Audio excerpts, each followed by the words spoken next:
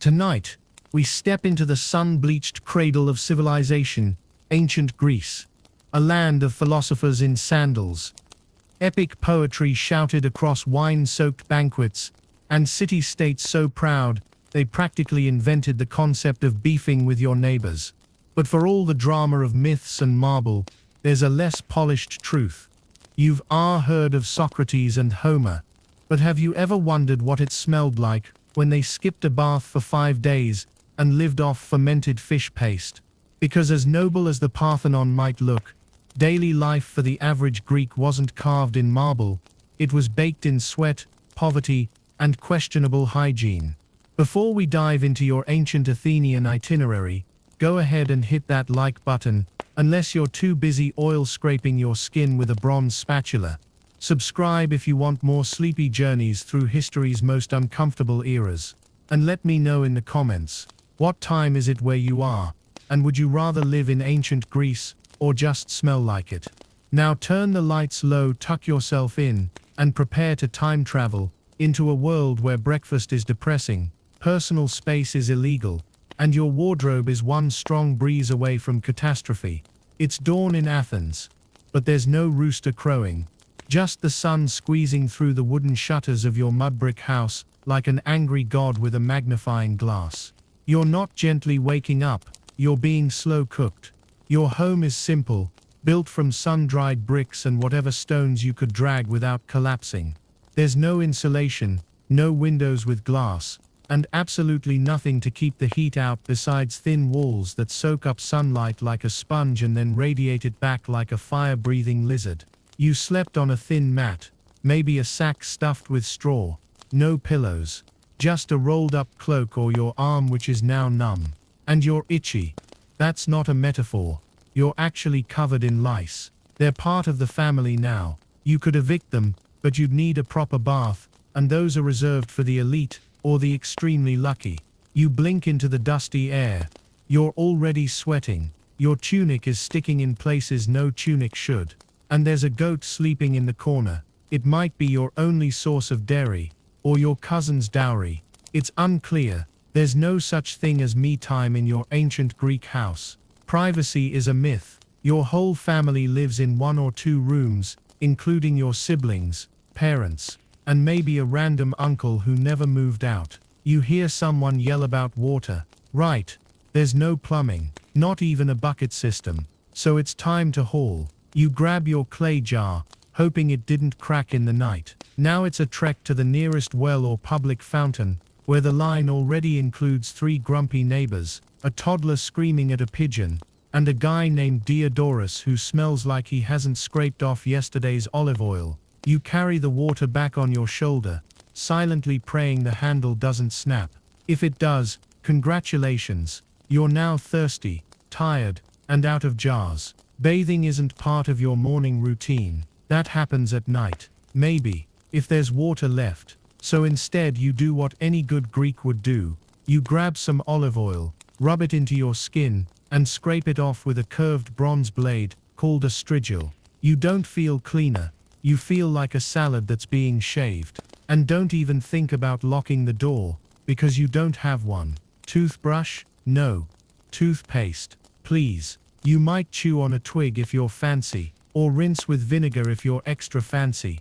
But mostly, you rely on hope, superstition, and the idea that halitosis is a problem for future centuries. You dab a little rose oil on your wrists, try to pretend it masks the fact that your feet have been fermenting in leather sandals, and take one last look at your tunic. It's wrinkled, stained, and smells like last week's fish market, but it's all you've got. Now comes the pièce de résistance, breakfast, or what passes for it. You sit on a stone step, no chair in sight, and gnaw on a chunk of barley bread called maza. It's dry, dense, and potentially older than you are. You dip it in diluted wine, not because you're trying to party at 6 a.m., but because the water is sketchy, very sketchy.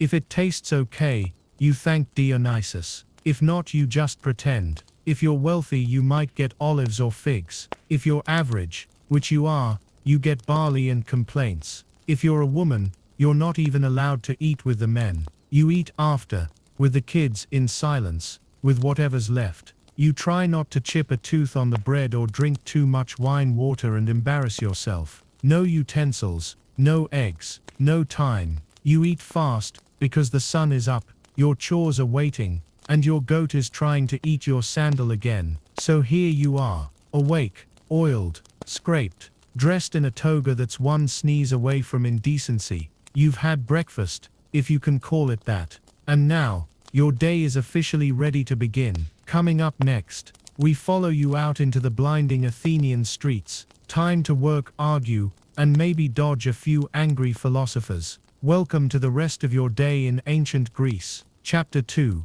Labor, Livestock, and the Art of Not Dying by Noon. Welcome back, weary time traveler. You've endured the night in a furnace disguised as a house. You've scraped your sweat off with olive oil, and ate what might legally qualify as food. Now it's time for the real joy of ancient Greek life, work. And spoiler alert, it's not a passion project. There's no ergonomic chair, and no one stopping by with a frapper. Whether you're a man, woman, child, or something in between, the day waits for no one. And in ancient Greece, if you're not working, you're either dead, sick, or rich. And let's be honest, you're not rich. So let's get going. If you're a farmer, and most people are, you're already late. You step outside into the blinding Aegean sun, and are instantly hit with the smell of warm goat, unwashed humanity, and dust. So much dust. It coats everything. Your hair, your clothes, your dignity, your fields. If you're lucky enough to own some, or just outside the city walls, that means a bit of a walk. If you're not lucky, you're a tenant farmer, meaning you work someone else's land, break your back, and then give them a generous cut of whatever you manage to coax from the soil, which honestly isn't much. Greek soil is rocky, dry, and more stubborn than a Spartan philosopher in an argument. You carry a wooden plow or a hoe, maybe with the help of a donkey that hates you, and begin tilling your patch of land. There's no tractor, no gloves, just your coal-used hands and a prayer that Zeus isn't in a smiting mood today. You plant barley, mostly, because wheat is picky and olives take decades. Grapes are an option too, if you like the slow road to bankruptcy. Every hour in the sun feels like a trial. There's no shade, no break room.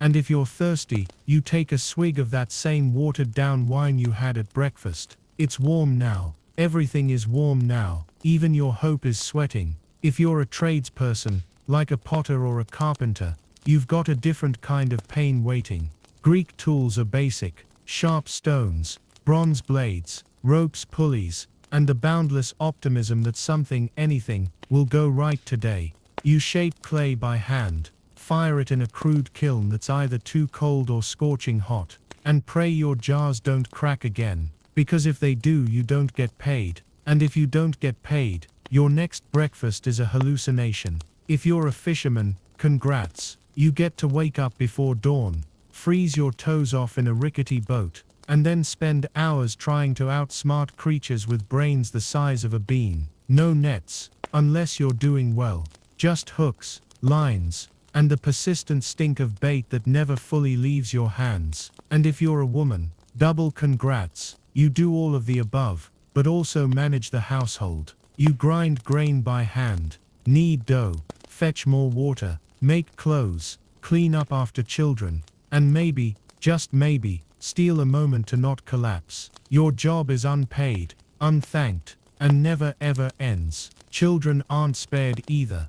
Kids work young. If you're a boy, you help dad in the fields, learn a trade, or run errands, like a human Amazon drone. If you're a girl, you help mom with weaving, cooking, child minding, and silently absorb centuries of gendered expectations. And let's not forget the enslaved. Ancient Greece was built on their backs. Slavery wasn't about race, it was about conquest, debt and misfortune. Enslaved people could be war captives, abandoned children, or unlucky merchants. They did everything from farming to mining, to tutoring rich kids in philosophy they'd never get to discuss themselves. Their day starts earlier, ends later, and is filled with the kind of suffering that history books often politely skip. There are no weekends, no paid time off, no unions. Festivals are your only hope for a break, And even then, someone's still got to cook the goat. As the sun climbs higher, your limbs grow heavier. Your tunic sticks in new and interesting places. You're coated in sweat, grime, and the crushing realization that it's not even midday yet. But despite all this, there's a rhythm, a strange gritty harmony to the day. Chickens strut through courtyards. Neighbors argue about olives. The forge clangs in the distance. Dogs bark, goats bleat, and the marketplace hums with the sound of bartering, gossip and aggressive haggling. You wipe your brow with the edge of your himation, squint into the sun, and wonder if there's any lunch waiting for you back home. Probably not, but you keep working, because that's what you do in ancient Greece. Survive, sweat, repeat. Now take a deep breath, preferably not near the latrine pit,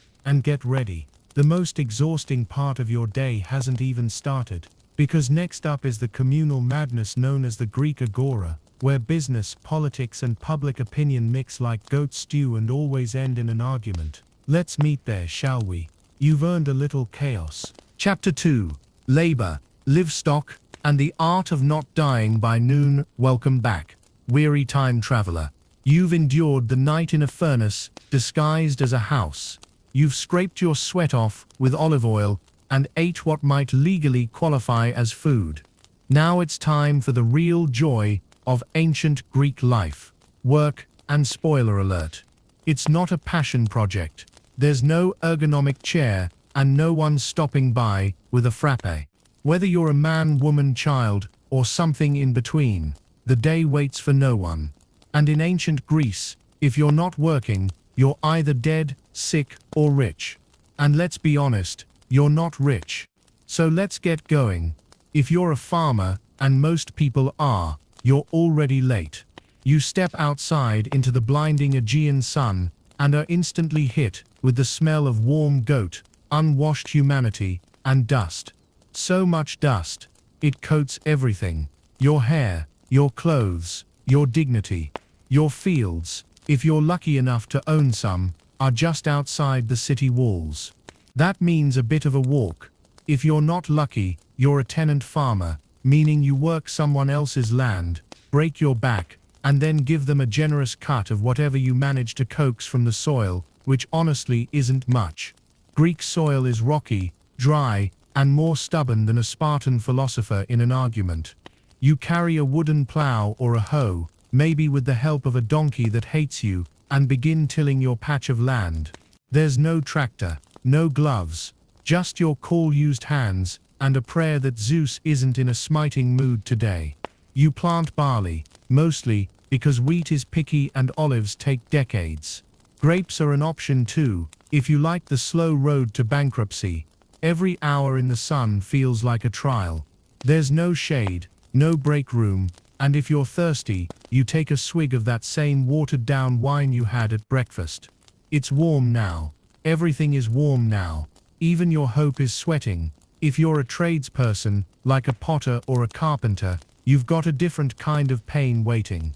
Greek tools are basic: sharp stones, bronze blades, ropes, pulleys, and the boundless optimism that something, anything, will go right today.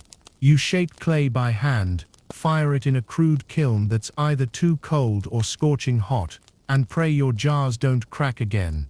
Because if they do, you don't get paid, and if you don't get paid, your next breakfast is a hallucination. If you're a fisherman, congrats. You get to wake up before dawn, freeze your toes off in a rickety boat, and then spend hours trying to outsmart creatures with brains the size of a bean.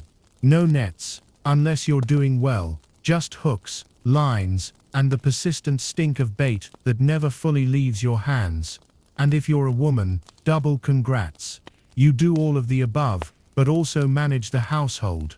You grind grain by hand, knead dough, fetch more water, make clothes, clean up after children, and maybe, just maybe, steal a moment to not collapse. Your job is unpaid, unthanked, and never ever ends. Children aren't spared either. Kids work young.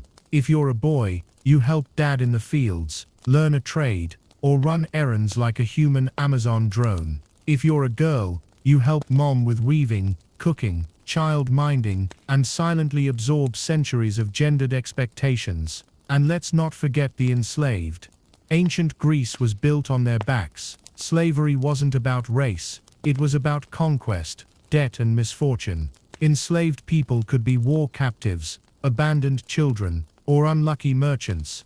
They did everything from farming to mining, to tutoring rich kids in philosophy they'd never get to discuss themselves. Their day starts earlier, ends later, and is filled with the kind of suffering that history books often politely skip. There are no weekends, no paid time off, no unions. Festivals are your only hope for a break, and even then, someone's still got to cook the goat. As the sun climbs higher, your limbs grow heavier, your tunic sticks in new and interesting places, you're coated in sweat, grime, and the crushing realization that it's not even midday yet. But despite all this, there's a rhythm, a strange gritty harmony to the day. Chickens strut through courtyards, neighbors argue about olives, the forge clangs in the distance, dogs bark, goats bleat, and the marketplace hums with the sound of bartering, gossip and aggressive haggling. You wipe your brow with the edge of your himation, squint into the sun, and wonder if there's any lunch waiting for you back home. Probably not. But you keep working, because that's what you do in ancient Greece. Survive, sweat, repeat. Now take a deep breath, preferably not near the latrine pit, and get ready. The most exhausting part of your day hasn't even started. Because next up is the communal madness known as the Greek agora, where business, politics, and public opinion mix like goat stew and always end in an argument. Let's meet there, shall we? You've earned a little chaos. Chapter 3. Agora Agony, where democracy meets sunburn and shouting. You've survived the back-breaking labor of the morning, plowing, fishing, weaving, grinding, or just trying not to collapse from heat stroke. Your tunic clings to your body like a second skin soaked in ancient effort, and the scent wafting from your armpits could humble even a cyclops. But no time for rest. The agora awaits. The agora isn't just a market, it's the throbbing heart of ancient Greek life. A swirling mass of commerce, gossip, politics, religious frenzy, legal drama, and the occasional impromptu wrestling match. Think of it as a farmer's market, a courtroom, a stock exchange, a town hall meeting, and Twitter, all rolled into one open-air chaos pit paved in stone and sweat.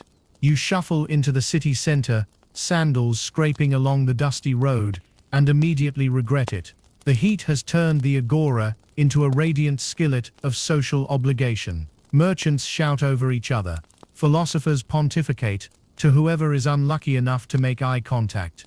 And donkeys relieve themselves wherever and whenever they feel like it. If you've got something to sell, you set up your stall, or more likely, just lay a cloth on the ground and display your sad little collection of dried figs, barley cakes, or hand-carved spoons. You shout your wares like your life depends on it, because it probably does. Every obol counts. A richer man strolls by with a condescending glance. You smile like you're not dead inside, and praise the gods he doesn't haggle you down to dust. Around you, the cacophony builds. Blacksmiths sell nails, leather workers argue over the price of sandals, and olive oil dealers wave their amphorae like flags of war. Every transaction is loud, confrontational, and tinged with the ever-present stench of body odor and goat cheese. There are no neat lines, no cash registers, no receipts, just hands, voices, and a whole lot of personal space violations. And then there's the politics.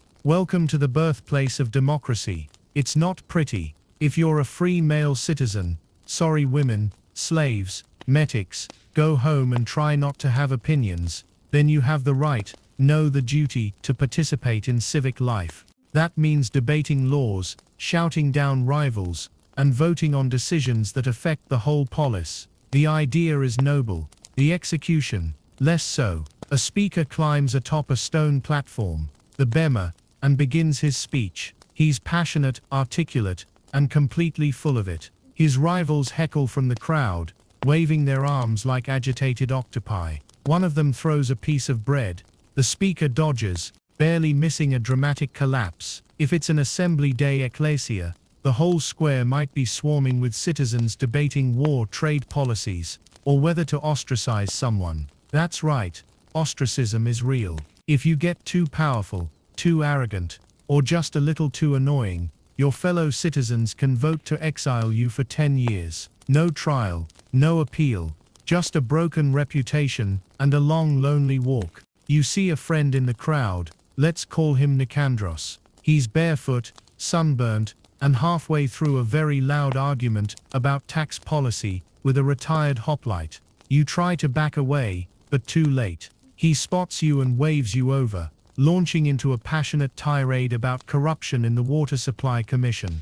You nod politely, eyes darting around for an escape route. Over by the stoa, the long shaded colonnade, you catch a glimpse of a philosopher. Maybe it's a student of Socrates, or one of those newfangled sophists. He's surrounded by a ring of slack-jawed young men, while he explains that justice is a social construct, and the gods are metaphors. You wonder if he's ever tilled a field or fetched water in July. Probably not. Nearby, a slave is being auctioned. A crowd gathers, eyes gleaming. The auctioneer calls out his age, strength, and special skills, can read and write, loyal, has most of his teeth. Bidders circle like vultures. It's a sobering sight, but no one seems disturbed. It's just part of life. Then comes the religious procession, because yes, it's also a feast day for one of the 1,000 gods and demigods in the Greek pantheon. Today, it's Hermes, the patron of merchants,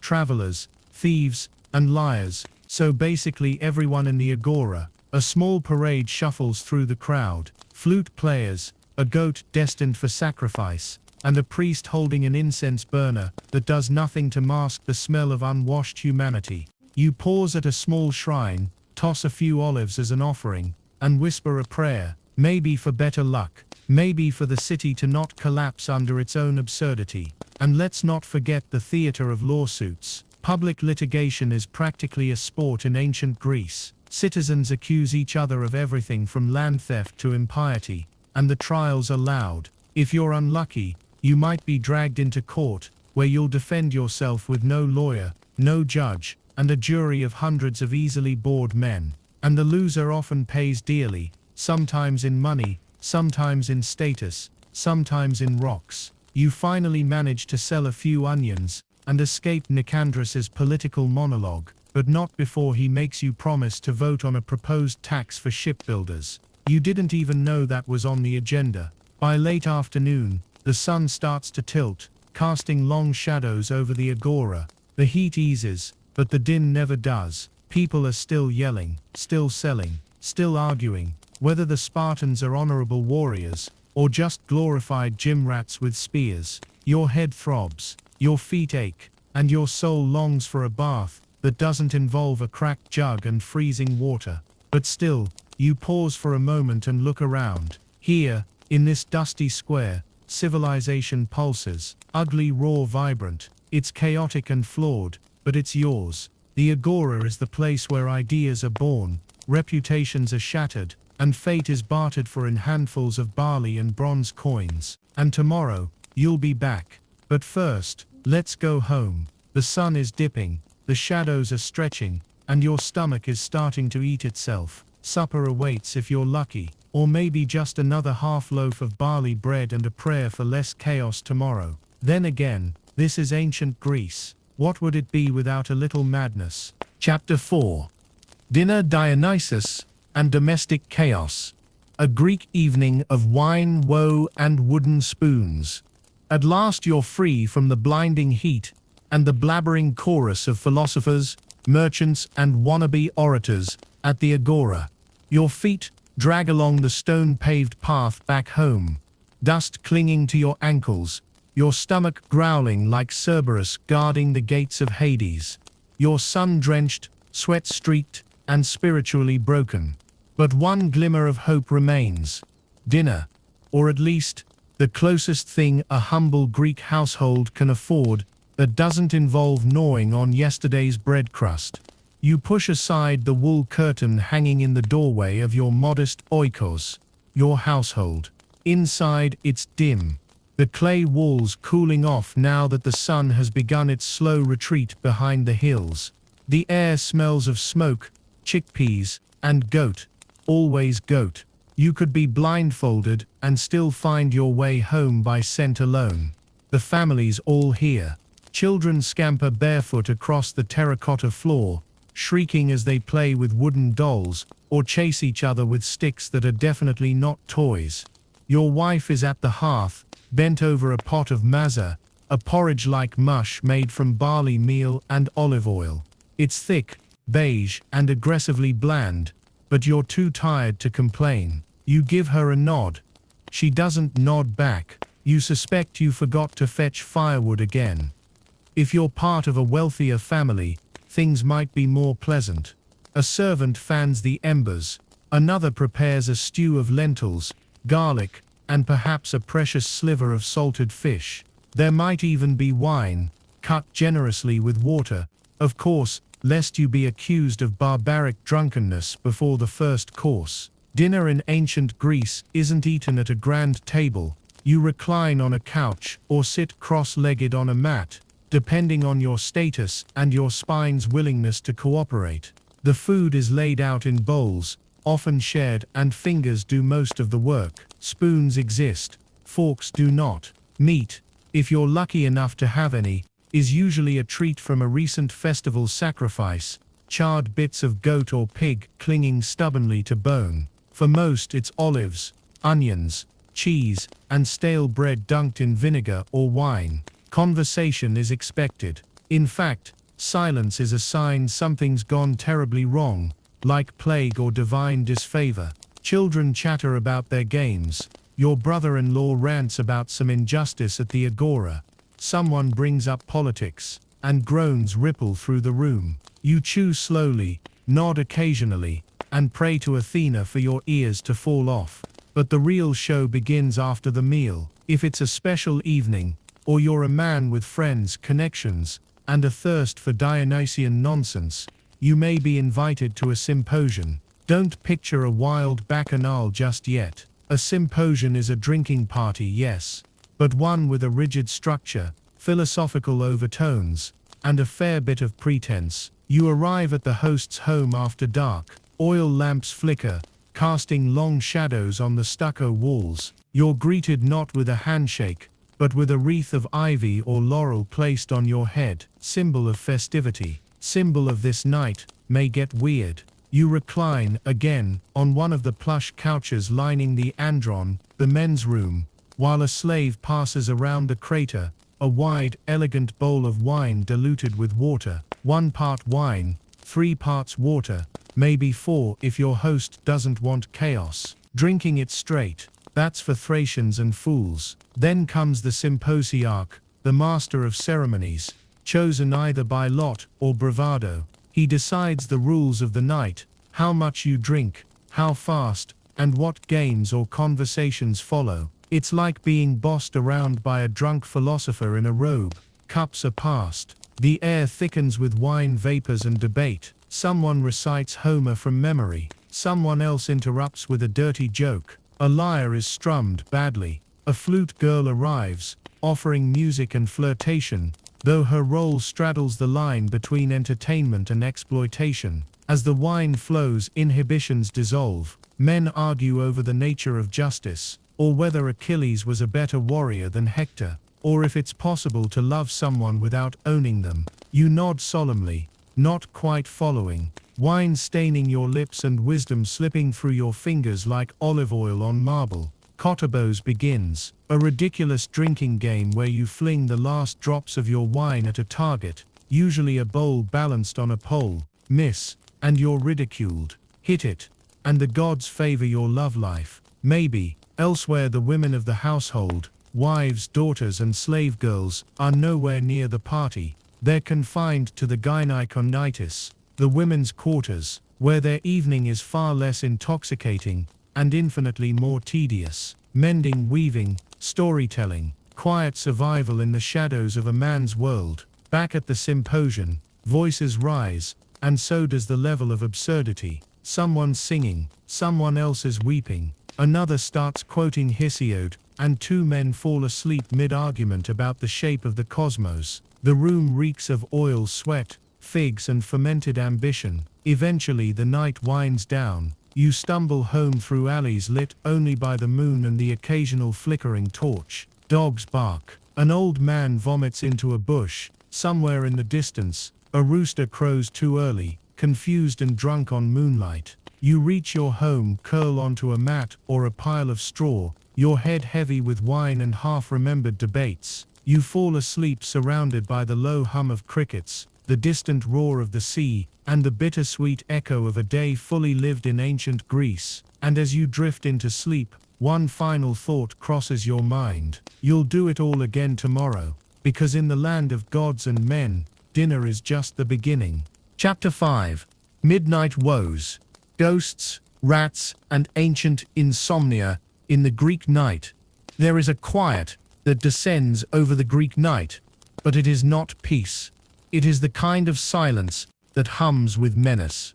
The sort that fills the cracks between the creaking of roof beams, the occasional howl of a dog, and the sinister scritch-scratch of tiny claws in the darkness. You lie on your mat, an uneven pile of straw, wool, and woven dreams. The air is stifling. The faint scent of olive oil, sweat, and the smoke of extinguished lamps hangs over everything like a wet rag. You shift slightly, trying not to make noise, for fear of waking the baby or the goats, both of whom are equally sensitive and equally prone to screeching in the middle of the night. Sleep in ancient Greece is neither sacred nor guaranteed. There are no mattresses, no pillows, stuffed with feathers. At best, your head rests on a folded cloak. At worst, a rock shaped just uncomfortably enough to remind you that Zeus never intended mortals to sleep well. If you're lucky enough to be wealthy, perhaps you recline on a wooden bed with a sack of straw under a rough linen sheet. But even then, the heat, the bugs, and the nightly orchestra of domestic and supernatural disturbances will make sure you earn your sleep, if it comes at all. The world outside doesn't stop. The moon casts ghostly shadows through the window slats. You hear a fox scream, an unholy sound, somewhere between a woman's shriek and a banshee's curse. You wonder, briefly, if it's a sign from Hecate, goddess of witchcraft, who is said to roam the crossroads at night, with her hounds and ghosts in tow. Best not to dwell on it. You roll over, then it happens. The sound you dread most. Scratch, scratch, scratch. It echoes from the corner of the room where the food jars are kept. Rats, or possibly mice, or if the gods are particularly cruel tonight, both. There is no real way to keep them out. The walls are mud brick, the doors are wood, and there are gaps in everything. These creatures are as old as the city-states themselves, and they always find a way in. Your wife stirs beside you, muttering something about setting traps tomorrow. But you both know that the traps rarely work. The rats are clever, bold, and have better appetites than most philosophers. You consider getting up to chase them away, but remember what happened last time. You stubbed your toe on an amphora, and woke the baby, who screamed until Apollo himself may have taken notice. You stay put. The rats quiet down, or perhaps you've gone numb to the noise. But the quiet brings no comfort, only thoughts. Anxiety lives in the darkness. You think about debts owed, harvests ruined by late rains, and that argument you had with your cousin at the agora. You think of your son. Will he grow strong? Will he survive another winter? You think of the old woman in the next house, who died last week, and how they said her spirit still wanders, because she wasn't buried properly. Superstition and insomnia are faithful bedfellows. Then come the dreams, or the hallucinations. In your half-sleep, you feel the room breathe. The floor feels too close, and your body too heavy. You hear whispers, your name, maybe, or a phrase in some dead dialect. You think of Charon, the ferryman of the dead, and whether he walks among the living at night, inspecting future passengers. It's silly, of course, but not silly enough to laugh at. Suddenly, a loud crash. You jolt upright, heart pounding. Your eyes dart to the hearth. A clay cup has fallen from the ledge and shattered on the floor. No wind, no cat, no explanation. This is it, you think. A ghost. Maybe a daemon. Or the vengeful spirit of that fish you ate without offering thanks to Poseidon. You rise slowly, feet on the cool earth floor. You whisper a quick prayer, just in case, to Hermes, hoping he'll guide your soul if this is your last night among the living. You shuffle over. The cup is broken. There's nothing else there. And yet, it still feels like something is watching. Your wife grumbles again and pulls the cloth tighter over her shoulder. You sigh and return to your mat, stepping carefully around the fragments. You lie back down and close your eyes, but sleep comes in pieces now. An hour here, a snatch there. A mosquito buzzes near your ear. You slap the air. Mist.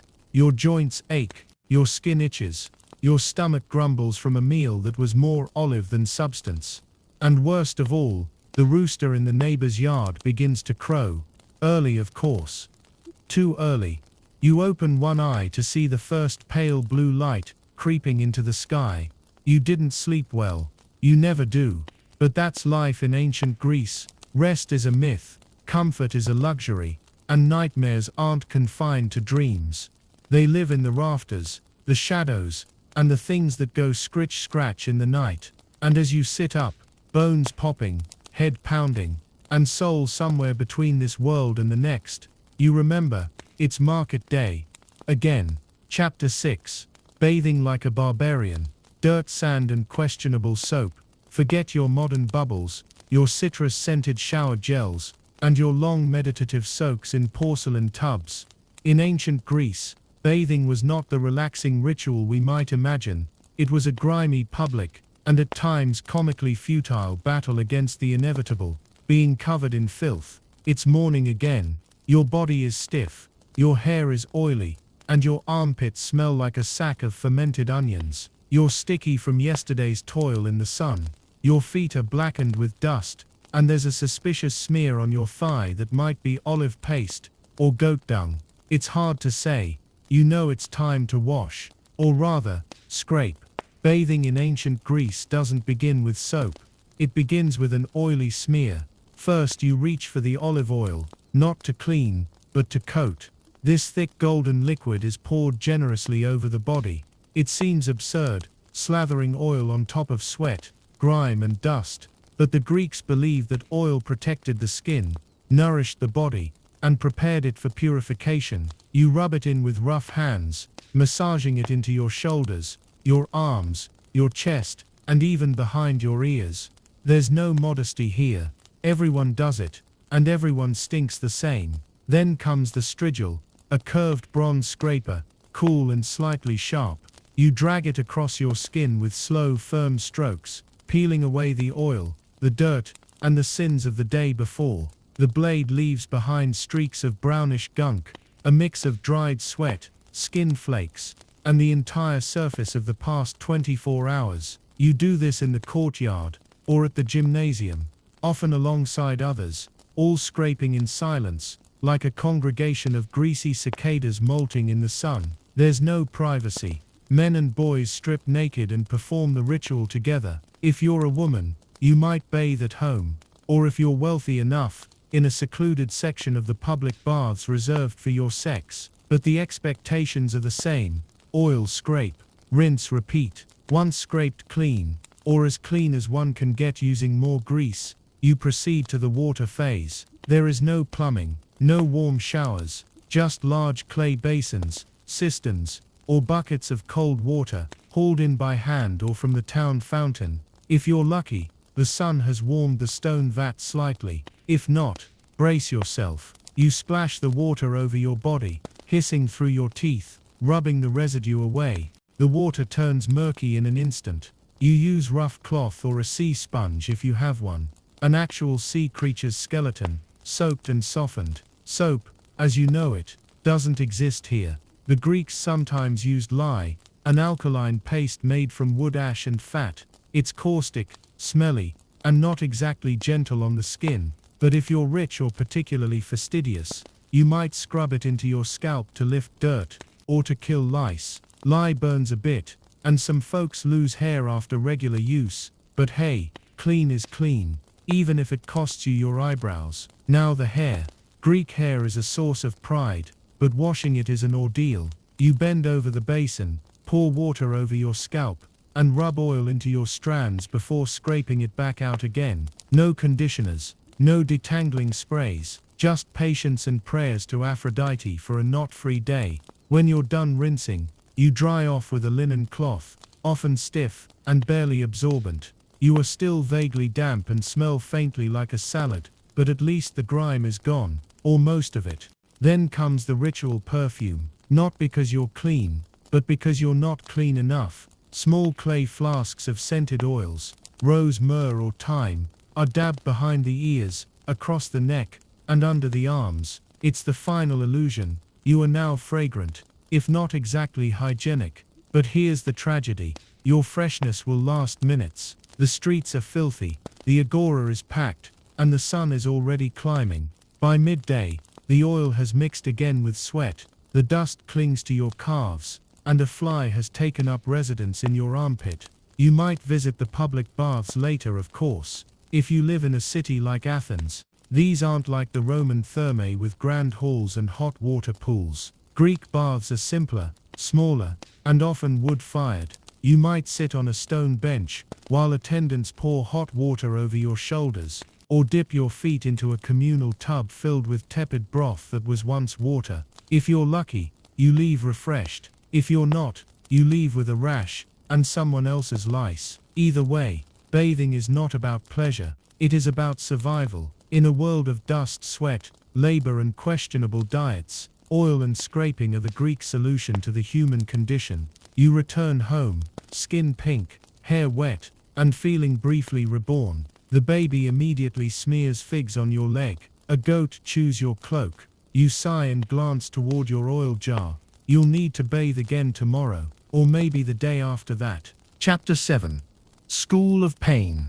Education, beatings, and the joy of memorizing. Homer. Welcome to ancient Greek education, where childhood ends early, discipline reigns supreme, and the most common classroom supply is a stick. Forget bright posters, friendly teachers, or colorful chalkboards. In the world of ancient Greece, education isn't about fun, it's about survival of the mentally fittest, and if you're a boy, there's no escaping it. From about the age of 7, your days are no longer your own. Your toys are taken away, your mornings are spoken for, and your evenings are filled with rote memorization, sore knuckles, and the smell of old scrolls.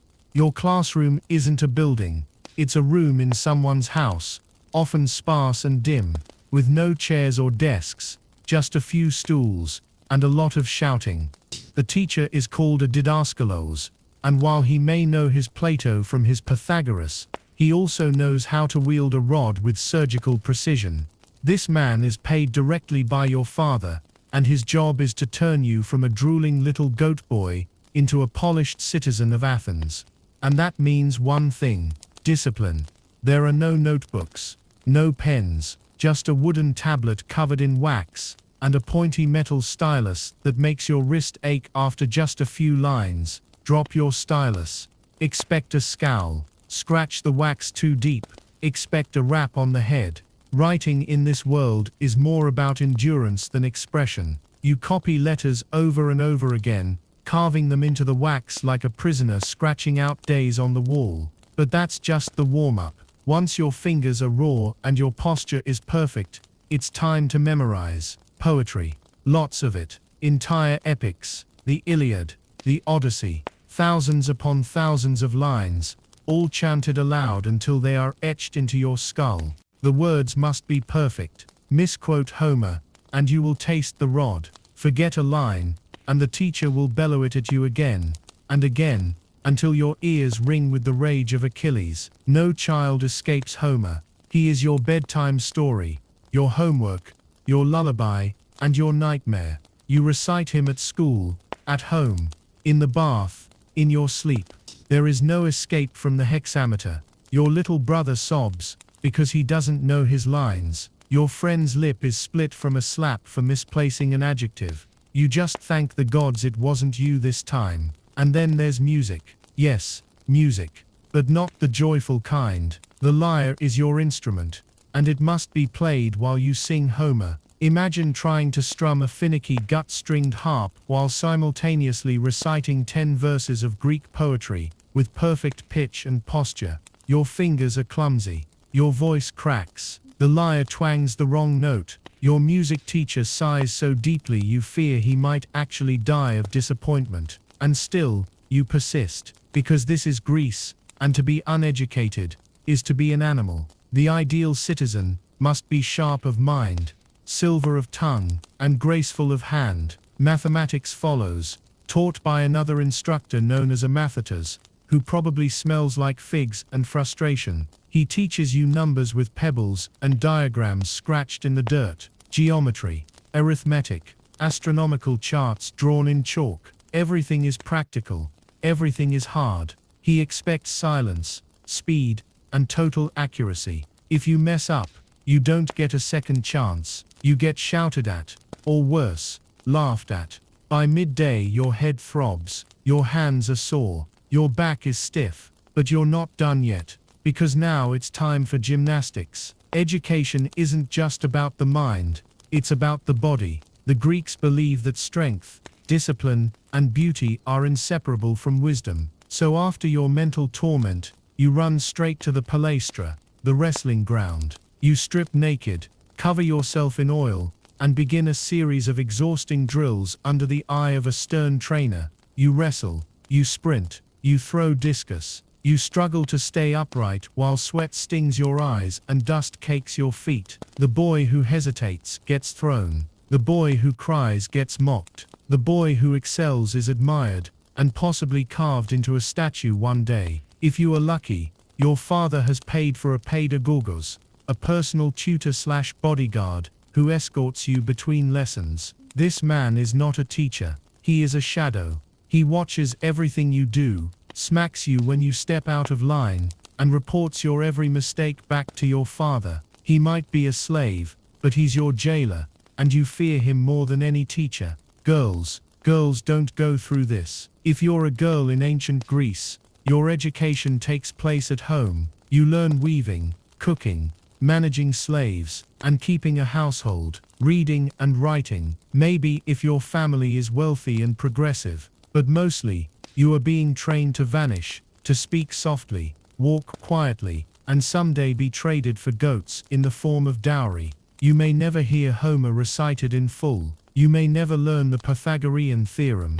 Your classroom is the loom, and for the boys, school continues, year after year, until you're about 14 or 15. Then comes a choice: apprenticeship, military training, or philosophy. But no matter where you go from here, one thing is certain: you will never forget the sting of the rod, the taste of dust in your throat, or the weight of those impossible Homeric verses echoing in your dreams. In ancient Greece, education is not a right, it's a battle, and only the most obedient, the most diligent, and the most resilient survive it with their dignity and teeth intact. Chapter 8: Toys, Tricks, and Trouble. How ancient Greek kids played and got punished. For a child in ancient Greece, life was not all poetry and punishments. Somewhere between the strict recitations of Homer and the grueling hours in the palaestra, there existed fleeting moments of joy. In these rare pockets of freedom, ancient Greek children did what children across all of history have always done: they played.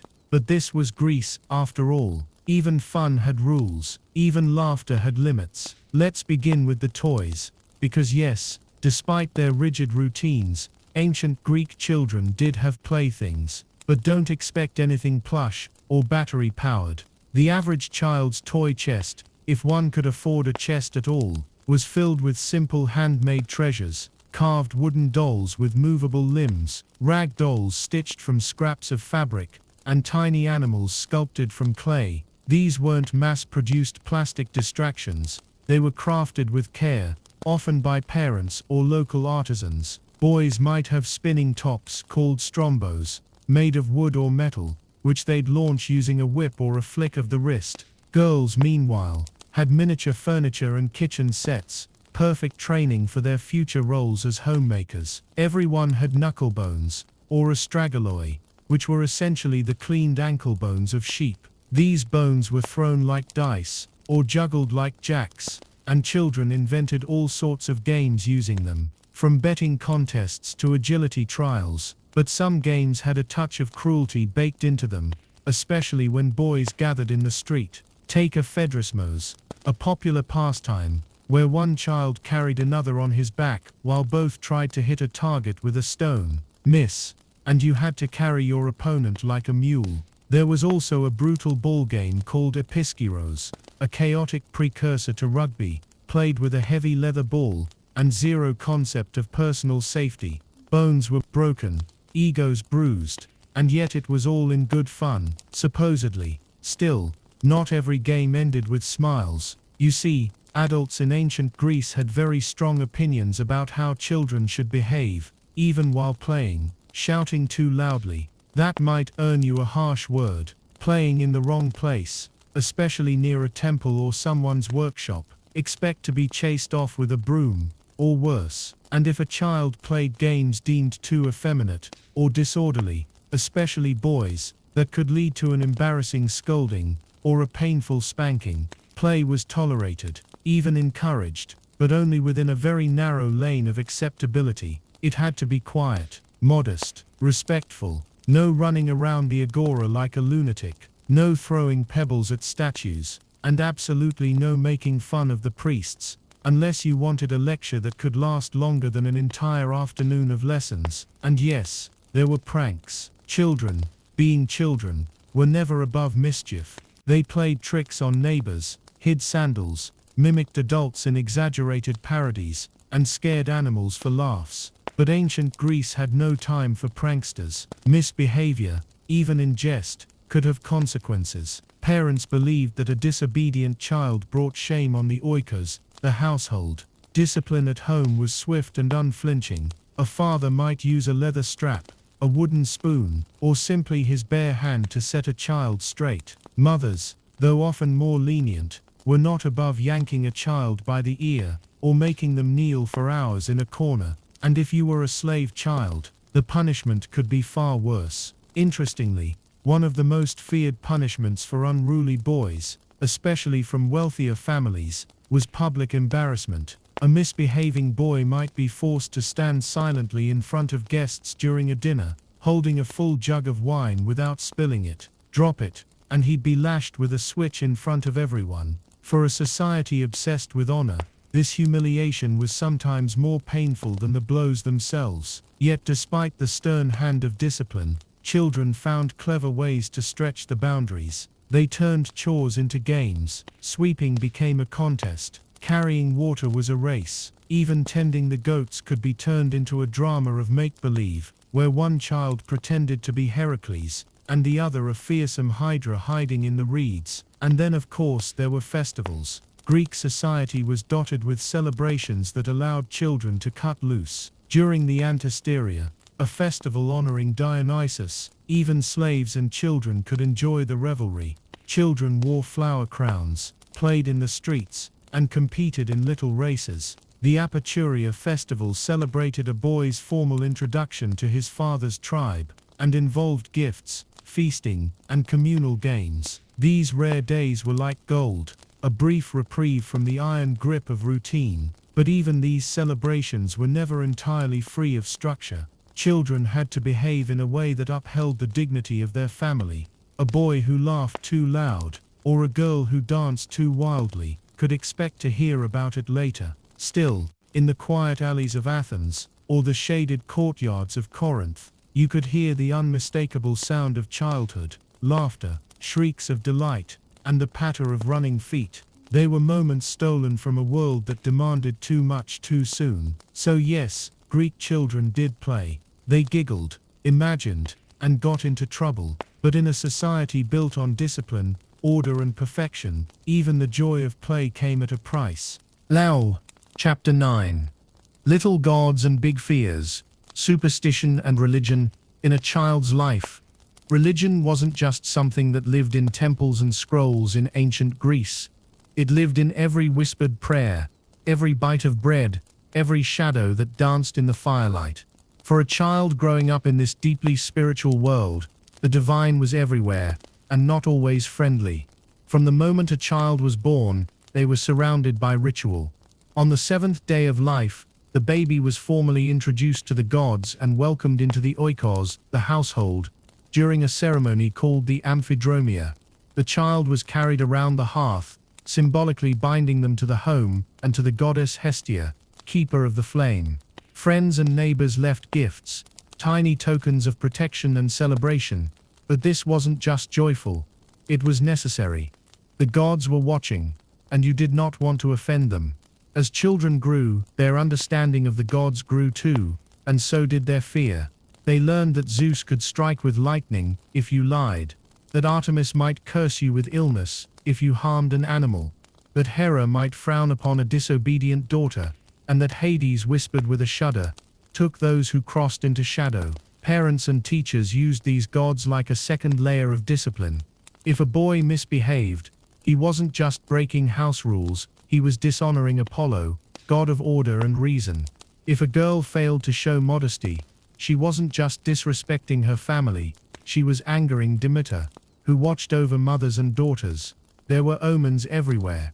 A sneeze during a story was a sign from the gods. A sudden gust of wind meant Hermes was passing through. An owl's hoot at night, perhaps a warning from Athena. Children were taught to be alert, to listen to the world's secret language. Superstition clung to daily life, like dust on sandals. And then there were monsters.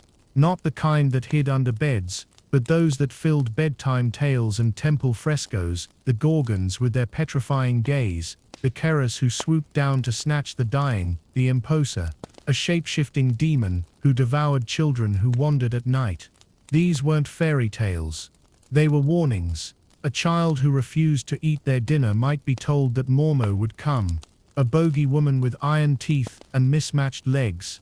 Wander too far from home, and the Lamia might catch you. A once beautiful woman cursed to feed on children. These tales were not softened. They were meant to terrify. Fear, after all, was an effective guardian. But it wasn't all terror and trembling. Religion also offered comfort. Children lit incense at home shrines, offered honey cakes to Artemis for protection, and sang hymns during festivals. They wore amulets, tiny carved figures or knotted strings, to guard against the evil eye. They learned to pray not just for themselves, but for their parents, their city, and even their animals. Boys often felt a special connection to Heracles, the ultimate masculine role model, strong, brave, clever, yet flawed. Girls, on the other hand, turned to Persephone, whose myth reflected the journey from childhood to womanhood, or to Hestia, the hearth goddess who symbolized home and stability. Temples were not off limits. In fact, children were sometimes brought to them to be blessed. They might participate in processions, carrying garlands or singing choral verses. During the Panathendanaya, Athens' grand festival, select young girls known as Araphoroi were chosen to serve the goddess Athena in secret rituals, an enormous honor that demanded poise and piety. Still, in the privacy of their own minds, many children feared the gods far more than they loved them. Every misstep, every lie, every forgotten prayer, every unwashed hand before a meal, could draw the wrong kind of attention. The gods were majestic, yes, but also mercurial. And in a world with no forgiveness in the clouds, a child learned early to walk carefully under heaven's gaze. Chapter 10. The Breaking Point. When childhood ends, there is no grand celebration, no drumroll or golden light to mark the end of childhood in ancient Greece. It simply ends, often abruptly, and sometimes without warning. For boys, this end began in the mirror. One day, a boy might wake to find the shadow of a beard forming above his lip, the voice in his throat cracking with unfamiliar depth. The games with dolls or tops no longer welcomed. Now he was expected to stand taller, speak less, work harder. His toys, offered to the gods, literally. A ritual marked this passage, the apotheosis, where a boy brought his childhood belongings, spinning tops, carved figures, even clothes, to a temple, usually of Apollo, and left them behind. It was an offering, a signal to the divine and the community that the boy was now preparing for adult life. No more mischief, no more running barefoot through the streets. His days became filled with paideia, the education of a freeborn citizen, long hours reciting poetry, studying rhetoric, learning to argue like Socrates. If he was from a wealthy family, he'd be sent to the gymnasium, where his body would be molded through wrestling, discus throwing, and long hours in the sun, soaked in olive oil and sweat.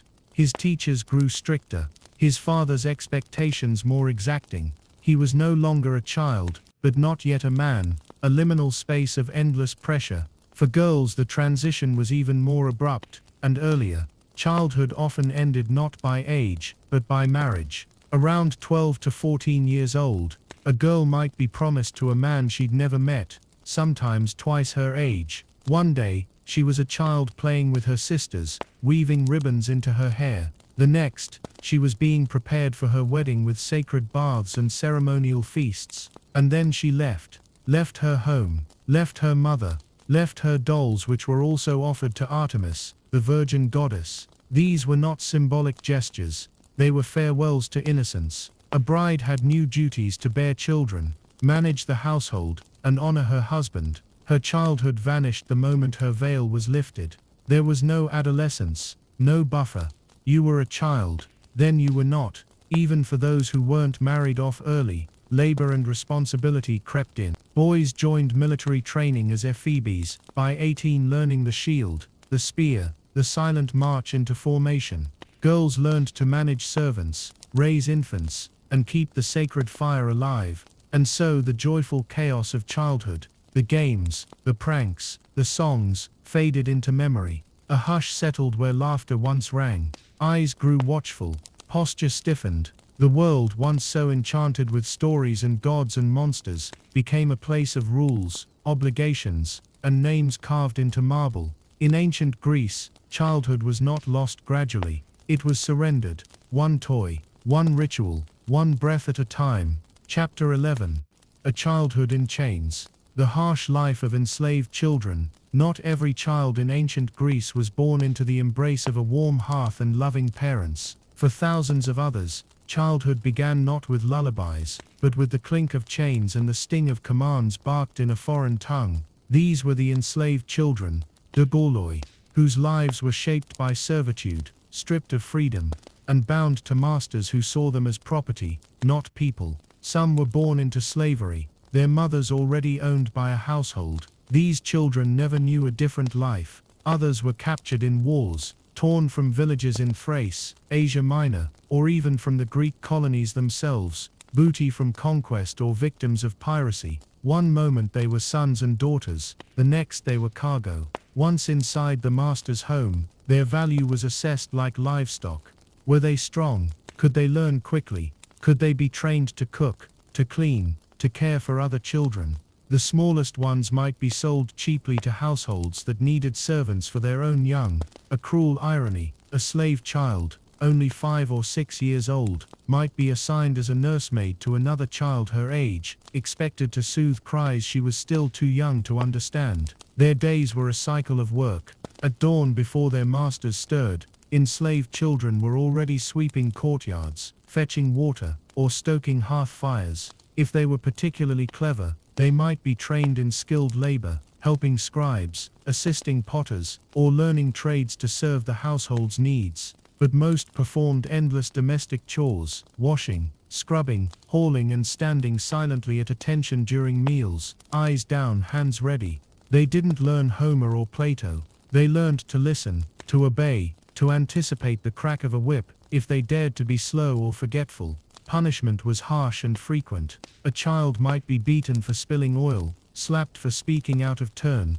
locked in darkness for crying too loudly. And yet, even in these grim shadows, some found fleeting moments of childhood. A shared loaf of bread, stolen during a feast, a whispered joke between chores, games played in secret, using pebbles or scraps of cloth. They were still children, After all, even if the world had no room for their laughter, if a child showed remarkable intelligence or beauty, they might be given special roles. Some became personal attendants to their master's children, effectively growing up alongside them, but never equal.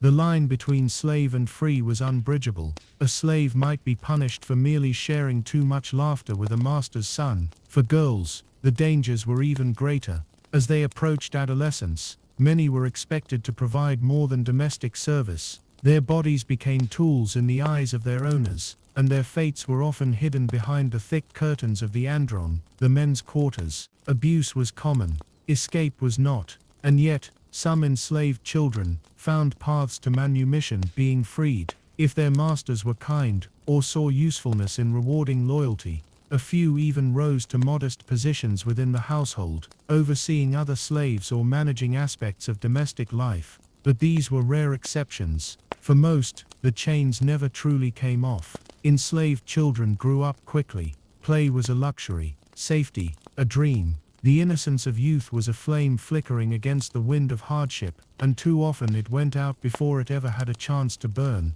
Chapter 12. Born of the earth, village children, and the rhythm of rural life far from the marble temples of Athens, and the philosophical salons of the elite, another kind of childhood unfolded in the sun-baked hills, dusty olive groves, and humble farms of rural Greece. Here, childhood wasn't governed by tutors or politics. It was ruled by the rhythm of the earth. In small villages scattered across the Greek mainland and islands, most families lived off the land. Children were not pampered, they were participants. From the moment they could walk, they had jobs. Not symbolic chores, but real, grueling labor. A 6-year-old boy might be tasked with herding goats across rocky hillsides, barefoot under the blazing sun. A young girl could spend her mornings helping her mother collect water from the well, balancing clay jugs on her hip, before she could even read. There were no slaves here to delegate the drudgery to. Every hand in the household mattered. Children learned through imitation. There were no scrolls or formal teachers, just fathers with calloused hands showing sons how to mend a plow, and mothers instructing daughters in the precise art of kneading dough or spinning wool. This was the education of the countryside. Survival, discipline, and honor. Seasons dictated their pace. Spring meant planting. Autumn brought the grape harvest, when whole families, children included, crushed grapes with bare feet, singing as their legs turned purple. Winters were harsh, with freezing winds that howled through stone walls, and chores carried out with chapped hands. But summer was a brief escape.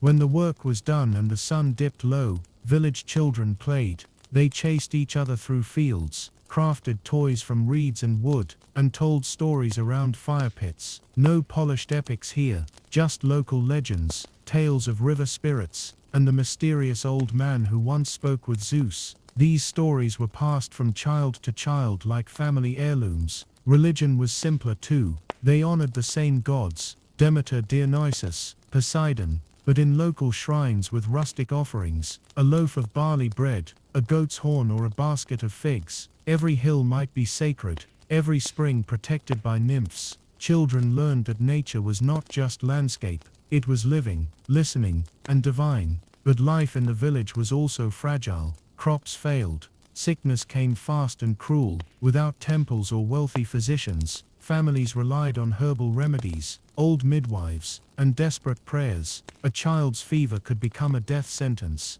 And when a child died, the mourning echoed through the mountains, a raw howling grief that pulled from the earth itself. Despite the hardships, there was a resilience in rural life. Children knew hunger, but they also knew the satisfaction of helping to feed their family. They knew sorrow, but also the wild, unrestrained joy of racing through wheat fields or catching a rabbit with their bare hands. In the village, childhood was not a time of freedom, but a time of apprenticeship, an early induction into the slow, aching rhythm of toil.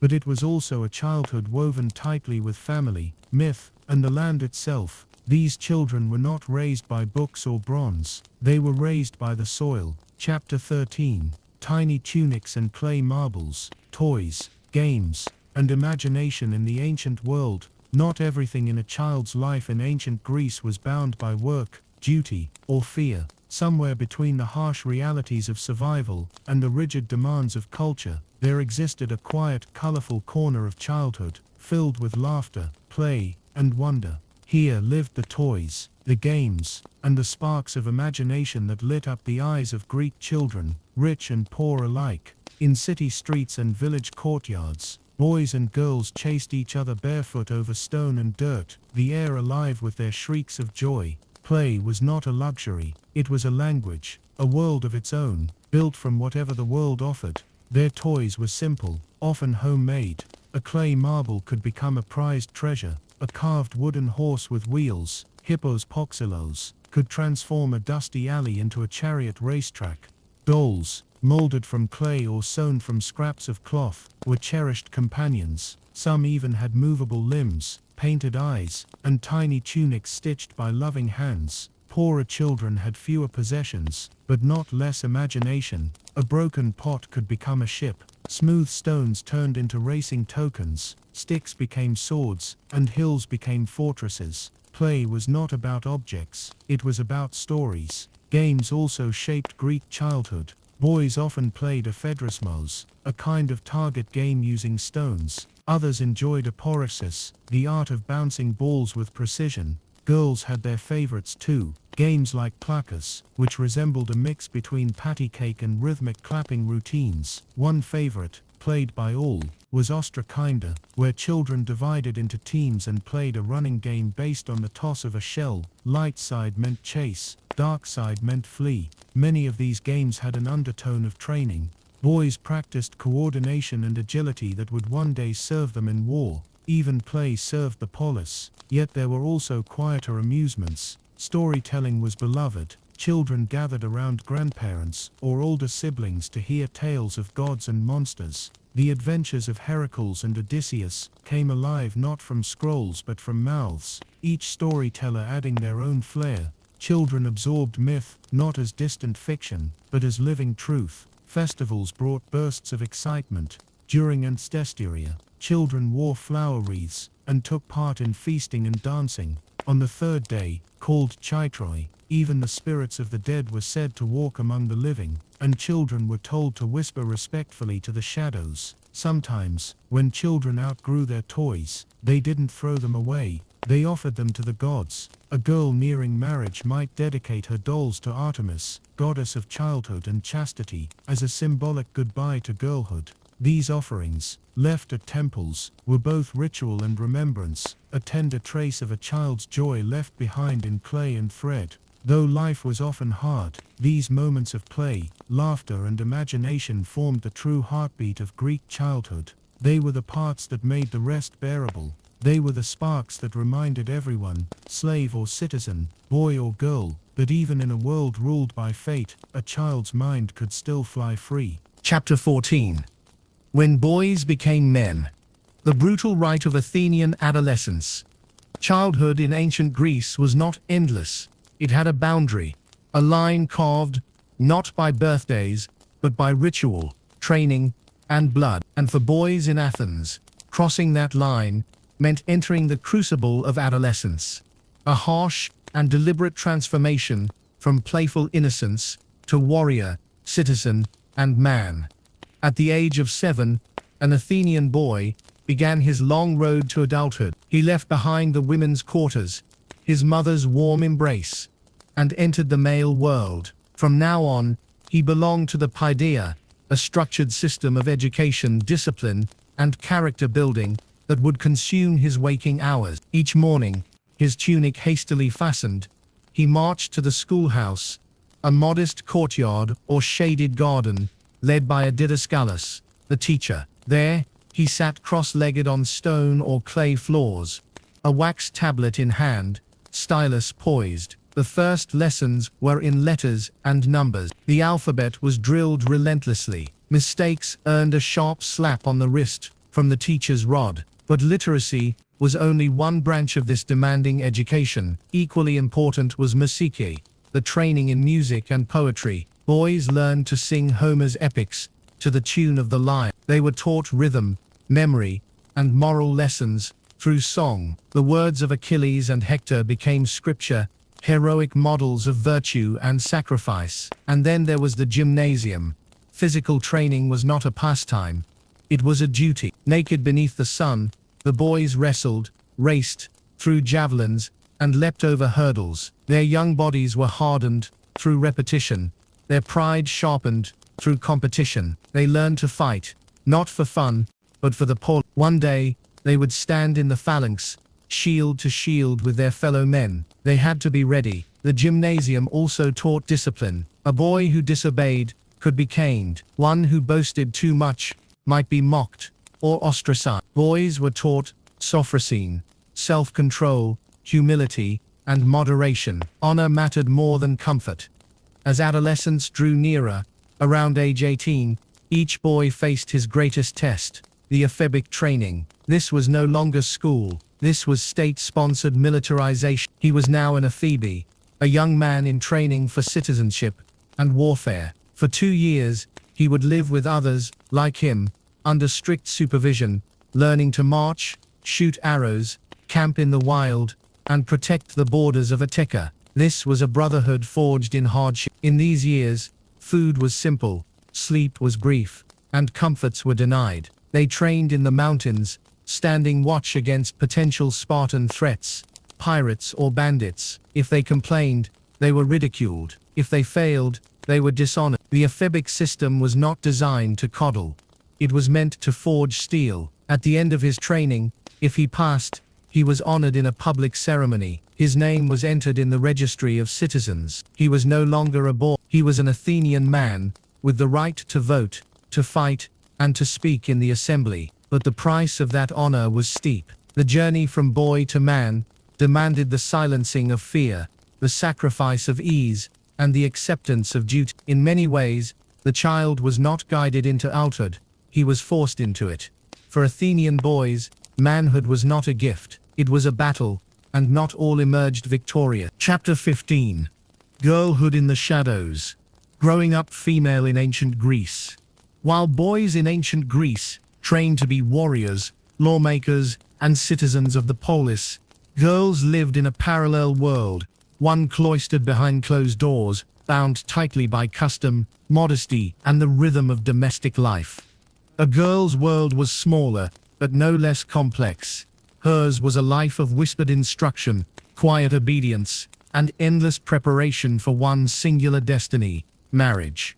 From the moment a girl could walk, she was folded into the world of women. Her earliest memories were not of gymnasiums or festivals, but of the cool stone floors of the gynaeconitis, the women's quarters.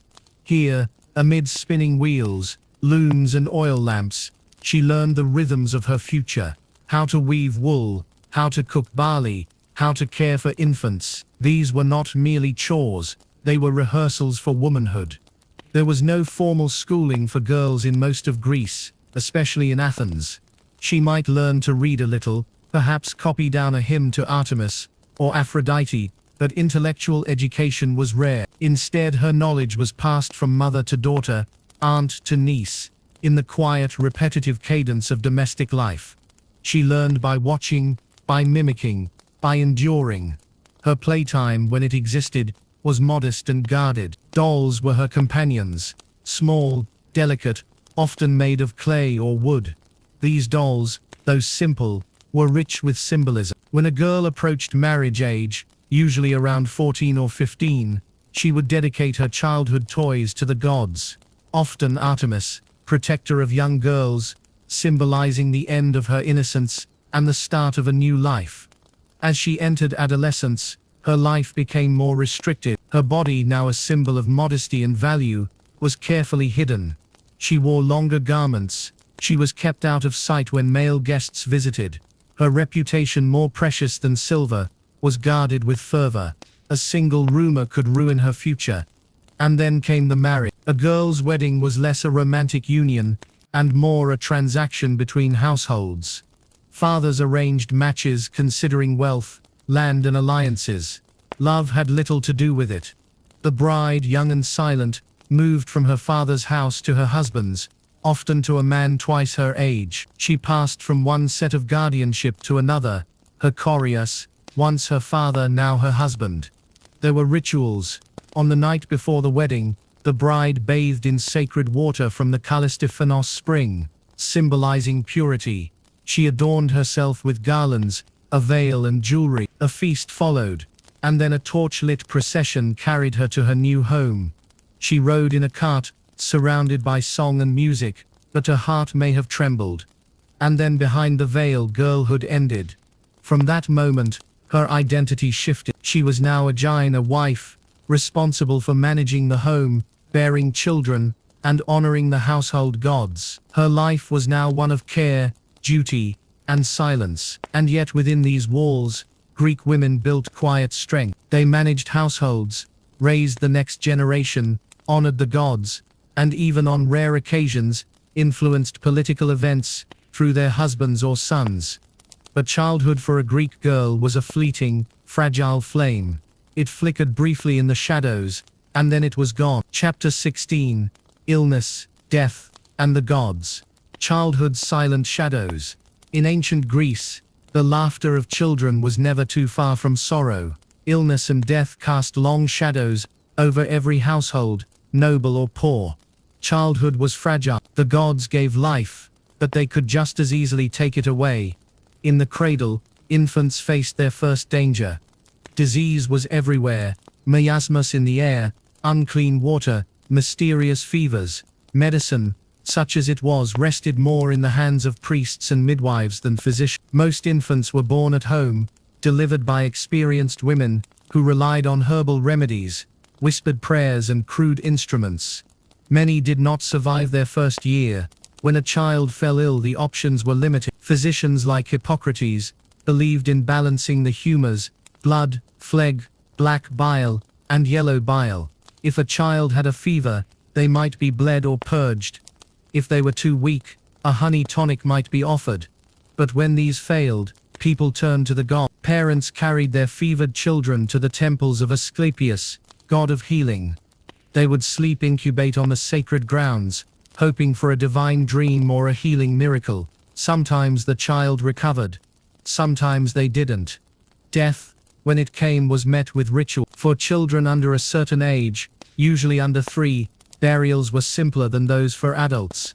Their small bodies were placed in terracotta pots, or tiny sarcophagi, sometimes with toys, amulets or miniature offerings of food. The graves were marked with simple stones, adorned with carved images of doves, flowers or the child playing. But for older children, death struck even deeper. Mothers wailed, fathers tore their garments. The household was plunged into ritual impurity for days. The child's name might be etched on a stele, their likeness carved in marble. Some inscriptions survive to this day, etched in sorrow: "Farewell, sweet boy. You played the lyre and the gods loved you too soon."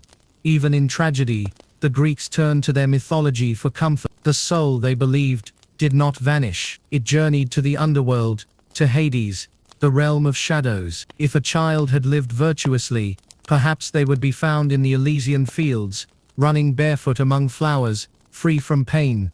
But no belief could fully silence a grieving mother's tears. For in every village, in every city, there were those who remembered the little ones who never grew tall. Their names were whispered during festivals. Their toys were left at shrines. Their shadows lingered in empty cradles and dreams. And so, though they lived briefly, the children of ancient Greece left behind echoes, soft, sacred and unforgettable. Chapter 17: Oracles, Omens, and the Supernatural Beliefs of Childhood. In ancient Greece, the boundary between the visible world and the invisible was wafer thin. Spirits whispered in olive groves. Gods walked in dreams. The flight of a bird, or the way smoke curled from a fire, might carry divine meaning. For children, especially, this world was both a playground of wonder and a theater of fear. A child's life was steeped in the supernatural. From birth, they were protected from unseen forces, through talismans and rituals. A red woolen thread, tied around the wrist, could ward off the Bascanas, the evil eye. Mothers murmured charms as they rocked their babies, appealing to household gods, like Hestia, for safety and peace. Even lullabies were incantations of protection.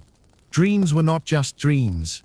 A child waking in the night from a strange vision might be believed to have seen a sign from the god. Parents would consult a local mantis, a seer, or perhaps walk with the child to the oracle of Apollo at Delphi, where the god's wisdom was spoken through a veiled priestess whose riddles held divine truth. Some children, especially those considered sensitive or prone to visions, were believed to be closer to the spirit world.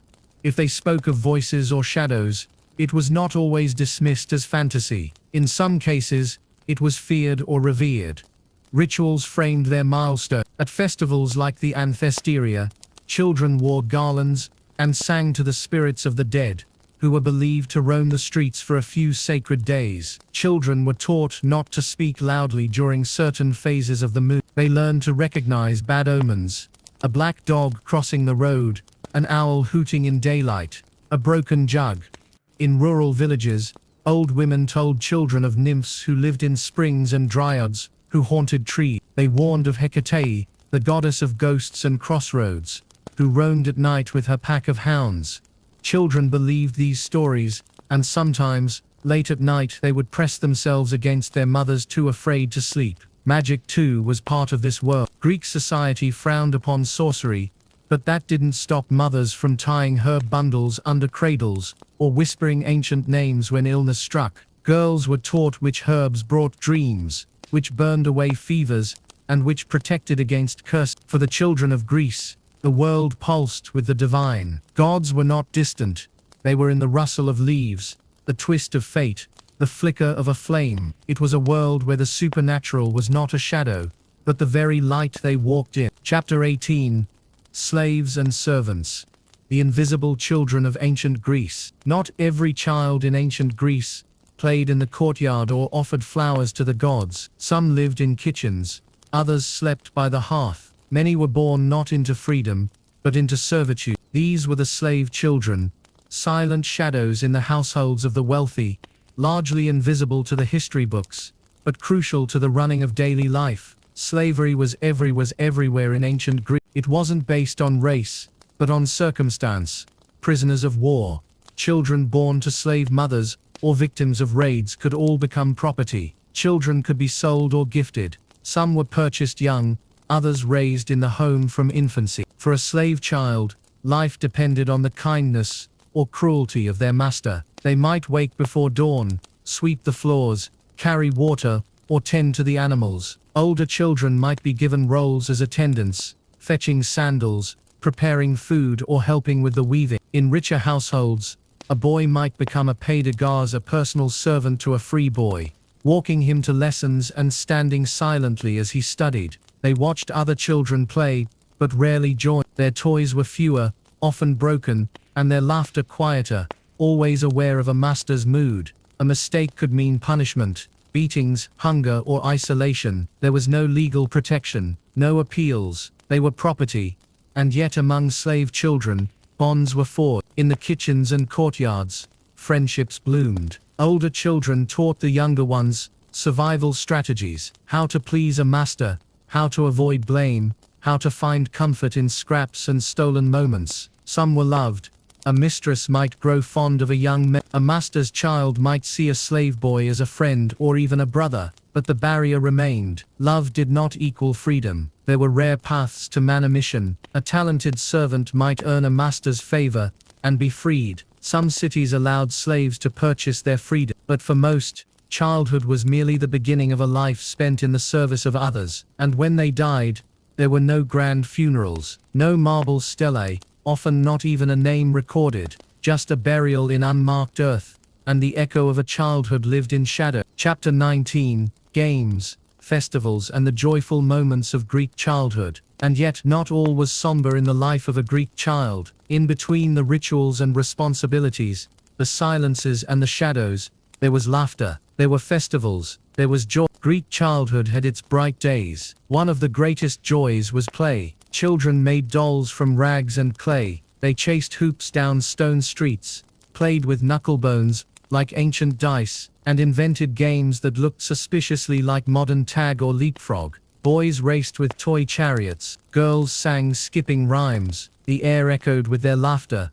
There were festivals just for them. The Anthesteria, A celebration of Dionysus included a day called Chews, when children were dressed in garlands and drank watered wine from little jars. They mimicked adult toasts and paraded through the city, giggling and wide-eyed. It was one of the first times a child was recognized as part of the civic community. The Aperturia, a festival of family and kinship, was also crucial. On its third day, fathers officially presented their sons to their frituria, their tribal brotherhood. The child received a name, a sacrifice was offered, and he was claimed by society. For the boy it was a proud moment. For the father, a public declaration of lineage. There were birthdays and name days too, occasions marked not with cake but with sacrifices and songs. Families gathered to honor the household gods, share food and recount family stories. It was a time when children were not just learners and laborers, but cherished spirits, symbols of continuity. Even religion held joy. Children danced in temple processions, carried offerings of flowers, and sometimes even played roles in sacred drama. At the Panathenaic festival in Athens, young girls were chosen as Araphoros sacred attendants, who lived for a year on the Acropolis, serving Athena, weaving her robe and learning the sacred rituals. It was both a duty and an honor. In the countryside, village fairs brought music, masks, and storytellers. Puppets danced in candlelight. Old men told myths of monsters and heroes. Children clustered together, wide-eyed and breathless, imagining themselves slaying hydras, or flying with Hermes. For all its strictness, for all its dangers, ancient Greek childhood was not without color and wonder. It had moments of sunlit freedom, of dancing feet and sticky fingers from honey cakes. In those brief hours under a Mediterranean sky, childhood felt eternal. Chapter 20. Death and Mourning. When children were lost, in a world where gods reigned and reason bloomed, there was still one force the Greeks could never fully tame: death. And when it came for a child, it struck with a silence deeper than the deepest night. Infant mortality was staggeringly high. Illnesses swept through households like fire in dry grass. A simple fever could claim a toddler. An infected cut could take a boy who had just begun to learn letters. The Greeks loved their children fiercely, but they learned early that love did not guard against the fates. When a child died, mourning fell heavily on the home. Mothers tore their garments and smeared ash on their faces. Fathers fell silent, their grief hidden behind solemn rites. The child's body, small and delicate, was washed and anointed with oil, then wrapped in a simple linen cloth. Offerings were placed beside them, tiny toys, a lock of the mother's hair, sometimes a miniature calyx or figurine. If the family was wealthy, the child might be laid in a carved sarcophagus, but more often, they were buried in shallow graves outside the city walls, near olive groves or country paths, marked with a humble stele etched with a name and a fragment of a life never fully lived. Funeral songs, dirges called threnoi, were sung by women. They told not just of loss, but of stolen futures, the games never played, the marriage never made, the harvests never seen. For the Greeks, a child's death was doubly tragic, because it disrupted the order of life. It was the young who were to bury the old, not the other way around. Even in death, the Greeks remembered the child as part of the family's soul. On days like the Genesia, families visited graves to leave offerings and speak to the dead. Small loaves of bread, milk or honey were left, not just for nourishment in the underworld, but as acts of love, continuing bonds that even death could not sever. And yet, not all children received burial rites. In poorer households, especially for infants, some were abandoned to exposure when survival seemed unlikely. It was a brutal decision, often made with more desperation than cruelty. Those children faded into silence, unnamed and unmarked. The pain of losing a child shaped Greek ideas of fate. Even gods mourned: Demeter for Persephone, Achilles for Patroclus. Death, to the Greeks, was not always just or timely, and when it came for a child, it was mourned with a grief that poetry struggled to capture, and even the gods could not eat. Chapter 21. Girls becoming women. The secret transitions of puberty. In ancient Greece, A girl's journey from childhood to womanhood was less public than a boy's, but no less significant. The signs of transformation arrived quietly. The first blood, the budding form, the sudden hush in how others addressed her. The girl who had once danced freely in temple festivals now walked with eyes cast down, her body cloaked, her voice gentler, her laughter measured. Menstruation marked a major shift, both biologically and socially. In Athens and other city-states, a girl who began her period was suddenly seen as a potential bride. She was no longer Corey maiden, but nearly Gene woman. Her world contracted, childhood playmates faded into memory. Education, if she'd received any, often ended. Rituals surrounded this transformation. One of the most symbolic was the offering of childhood toys to Artemis, goddess of the hunt and protector of maidens. A girl approaching marriage age might bring her dolls, ribbons, and even her childhood clothes to the goddess's temple, leaving behind not just items, but an identity. It was a symbolic death of the child's self. Girls were also taken to the sanctuary of Artemis at Broeren, where they participated in the Arctea, becoming little bears in sacred dances. Dressed in saffron robes, they danced and mimicked animals, symbolizing wildness being tamed, a passage from natural childhood to cultured femininity. Puberty also meant learning new domestic skills. Girls were trained in weaving, cooking, managing servants, and preparing for life as the manager of a household. In wealthier homes, mothers or older slaves taught them. In poorer homes, it was simply survival.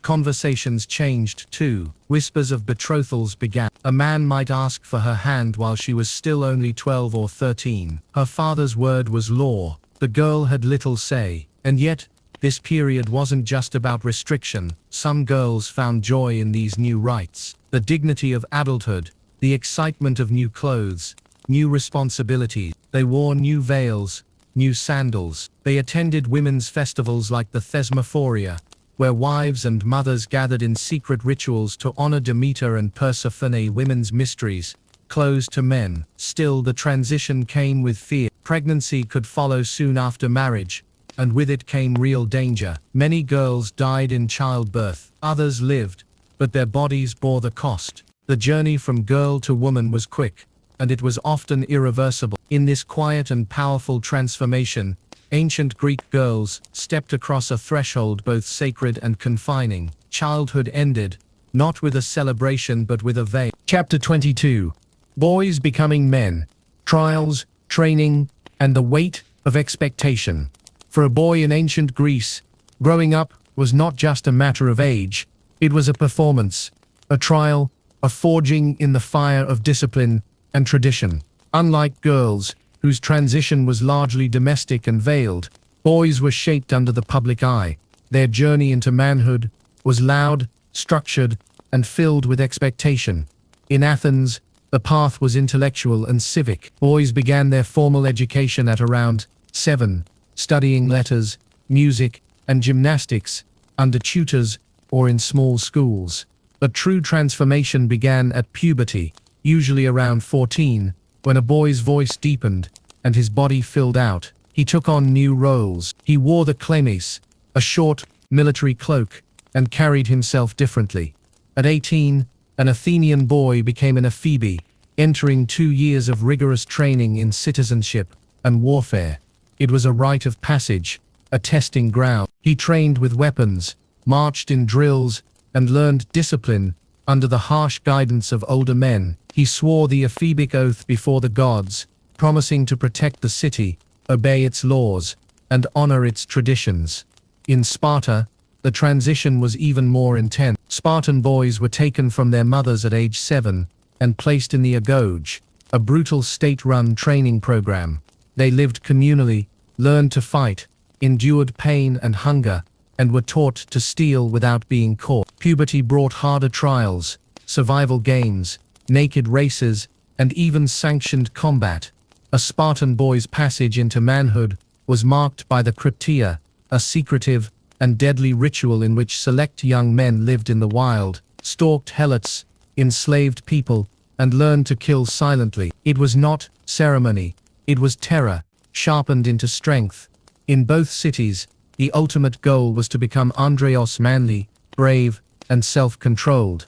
Manhood wasn't just a biological state, it was a civic and moral identity, tested through action. Weakness was mocked, cowardice was despised, and yet, these transitions were deeply emotional. Boys left behind the warmth of home, the games of childhood, and the comfort of maternal affection. In its place came duty, scrutiny, and danger.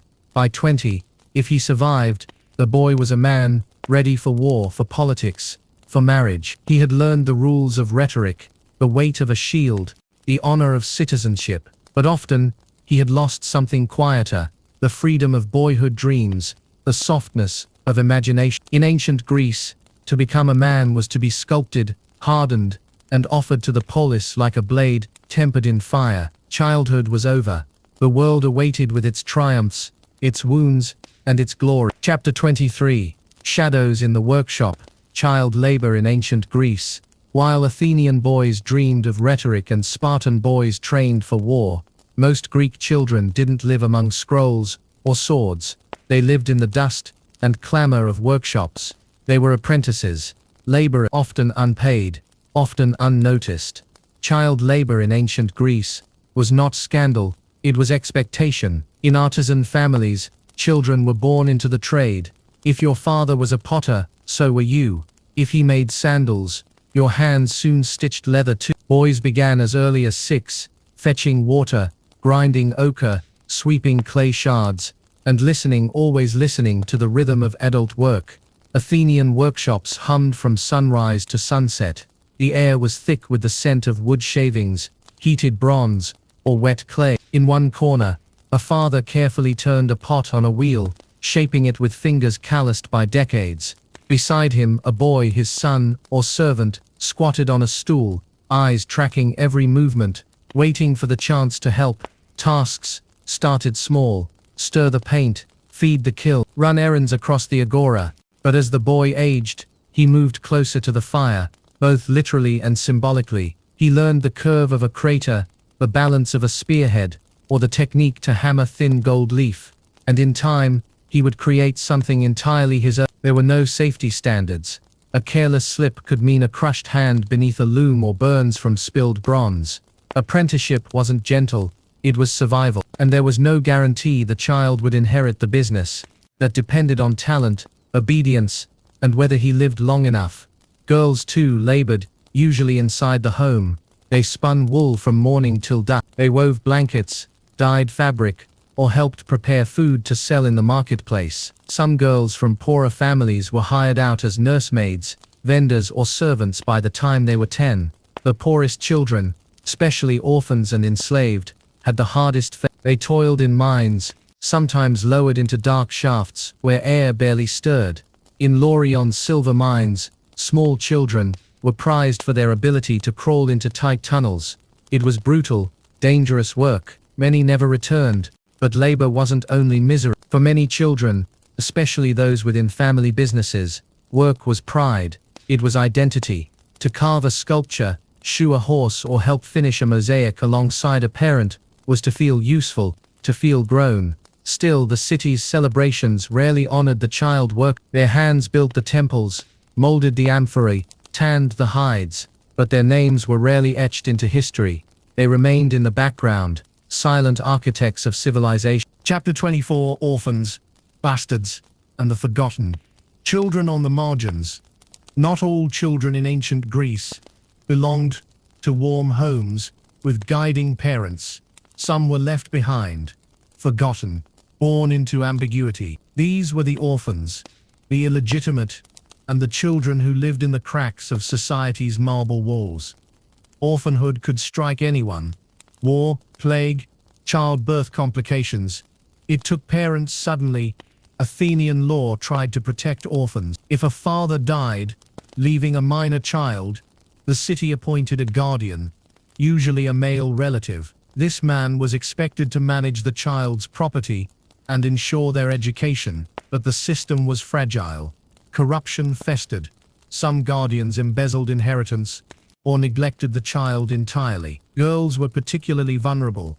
Without a dowry or family protection, An orphaned girl might be married off young or sold into domestic servitude. Boys had slightly better odds, especially if they inherited land, but they still risked exploitation. Many ended up as street beggars, peddlers, or worse, easy prey for recruiters seeking boys for harsh trades. Bastards, not Foy, occupied a strange and painful place in Greek life. These were children born outside of legal marriage. They were not necessarily unloved, but they were unrecognized by the law. In Athens, not Foy could not inherit, could not hold political office, and were often denied education in philosophy or the arts. Some fathers acknowledged their illegitimate children and allowed them to live in the household as servants or assistants. Others sent them away, leaving them to be raised by the mother's family or sold as slaves. And then there were the exposed, the ekthenta, infants abandoned at birth. It was a tragic but common practice,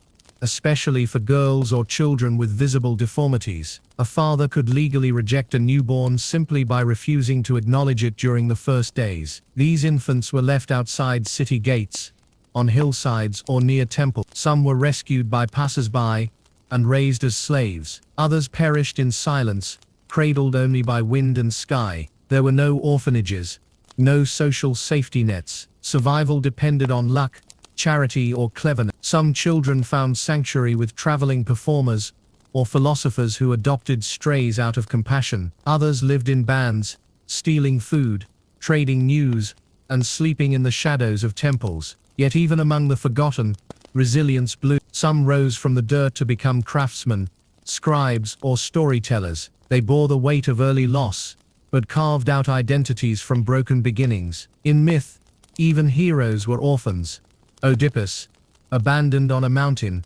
Heracles cast into trials of cruelty. The Greeks knew that greatness could come from the margins, but in reality, most such children were not heroes. They were survivors, and that was miracle enough. Chapter 25, Healing the Little Body, Illness, Remedies, and the Medicine of Childhood. To be sick as a child in ancient Greece was to step into uncertainty. Medicine existed, brilliant minds pondered the human body, but it was imperfect, experimental, and often laced with mysticism. For a child feverish in bed, healing might come from herbs or from the gods. Children were especially vulnerable. A scratch could fester into a life-threatening wound. Intestinal worms were common. Infections spread easily. Without understanding of germs, sanitation was limited. Bathing helped, but clean water wasn't always available, and medical tools, while ingenious, were crude by modern standards. If a child fell ill, the family's first response was often prayer. Shrines to Asclepius,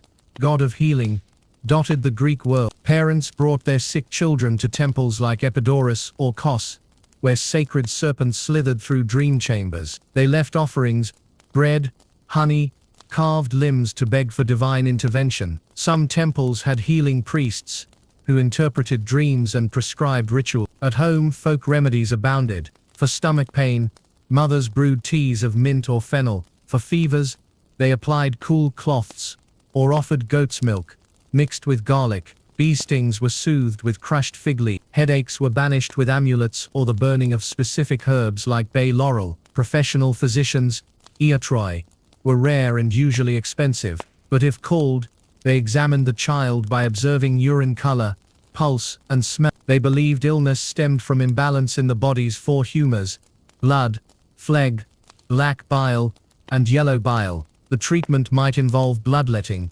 purging with emetics, or strict diets of barley and boiled vegetable. For broken bones, splints made of reeds and bandages soaked in wine were common. Cuts were sealed with honey, nature's antiseptic. There were even surgical tools, bronze scalpels, forceps, bone drills, but most children were not subjected to invasive procedures. The risks were too great. Mental illness in children was poorly understood. A child with seizures or hallucinations might be seen as touched by the divine or cursed. Exorcisms were not unheard of. Sacred chants, goat sacrifices, or the consultation of oracles might be employed. Mothers bore the guilt heavily, wondering if a goddess had been offended. Recovery was a slow, uncertain thing. There were no antibiotics, no vaccinations. Illness was treated with patience, prayer, and whatever wisdom could be gathered from elders or herb women. And yet, through it all, children survived. Not all, but enough to pass on the old remedies, enough to become fathers, mothers, physicians, and in those small victories, in the cooling of a fevered brow, in the return of appetite, in the laughter of a once silent child, the Greeks saw the hand of the divine. Medicine, they believed, was not just science, it was hope wrapped in ritual, cradled in love. Chapter 26. The Night Watch. Fear, Fire, and the Safety of the Polis.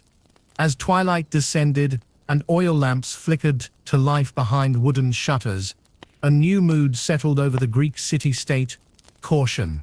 Daytime brought commerce, ritual, education. Night, however, brought uncertainty.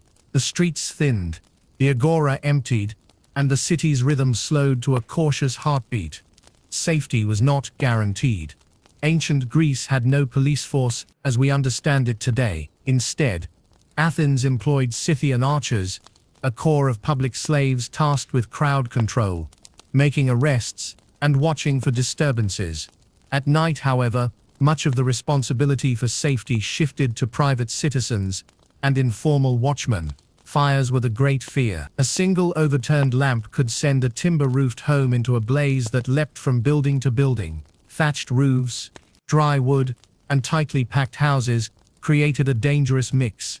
With no organized fire brigade, neighbors relied on buckets of water drawn hurriedly from courtyards and wells. Sometimes, a fire was fought with destruction, tearing down nearby homes to stop the spread. Wealthier homes often had a slave assigned as a night guard, someone to listen for prowlers, protect the storeroom, or douse a fire before it grew. In poorer homes, everyone played a role in vigilance. A creak in the floorboards, a barking dog, or a shout in the street could rouse an entire household into tense silence. Bandits rarely dared the inner city, but drunk brawls, opportunistic theft, or even acts of revenge were not uncommon. In some areas, lantern-bearing patrols walked the roads, often led by temple officials or neighborhood elders. They weren't armed soldiers, but their presence helped deter crime. And then there were the ghosts. Many Greeks believed the boundary between worlds thinned at night. Spirits of the restless dead, Idula, were thought to wander under moonlight. Children were told to stay indoors after dark, lest they be seen by a wandering shade. Homes hung protective charms, painted eyes, garlic braids, or tiny statues of Hecate, to ward off curses. The gods of the night were feared as much as revered. Hecate, torchbearer of the underworld, was honored at three-way crossroads, with offerings of bread, eggs, and meat. Such intersections were believed to be dangerous spots where the veil between realms was thin. In the countryside, shepherds kept vigil against wolves or raiders. In towns, men huddled in the meager warmth of tavern corners, sharing wine and watching shadows dance on the walls. For women, the night was almost sacredly avoided, unless summoned by childbirth, death, or divine ritual. And still, despite the darkness, life pulsed. Lovers met in secret, philosophers debated by lamplight, poets composed verses to Selene, goddess of the moon. Night in ancient Greece was no mere emptiness.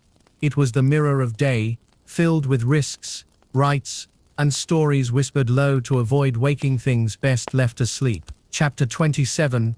Dreams and Omens. What the children saw in sleep. To the ancient Greeks, dreams weren't just idle fantasy. They were messages, warnings, prophecies, and in children, dreams were watched especially closely. The line between innocence and insight was believed to be thinner in young minds, more open to the divine. A child waking from a vivid dream might be questioned by parents. What did you see? Who came to you? Were there snakes? Did you fly? Did you die? Dreams of water signaled change. Dreams of animals carried hidden meanings.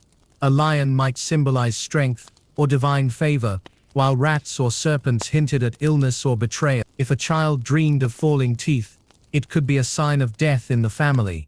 The Greeks had professional dream interpreters, Waneracritai, who wrote books detailing symbols and their meanings. Artemidorus of Daldis, writing centuries later, compiled one of the most famous dream manuals. But even before him, dream analysis was common. Particularly vivid dreams, especially those involving gods or ancestors, were seen as omens. Children's dreams were sometimes viewed as prophetic. In a culture deeply attuned to signs, a child saying, I saw a man with golden eyes walking on the sea, could cause a parent to offer sacrifices at dawn. Temples such as those of Asclepius even encouraged incubation, the ritual of sleeping in a sacred space in hopes of receiving a divine vision. Families brought sick children to these temples, where they would bathe, fast and sleep on stone slabs. The dreams they had were then shared with temple priests, who interpreted them and prescribed cures.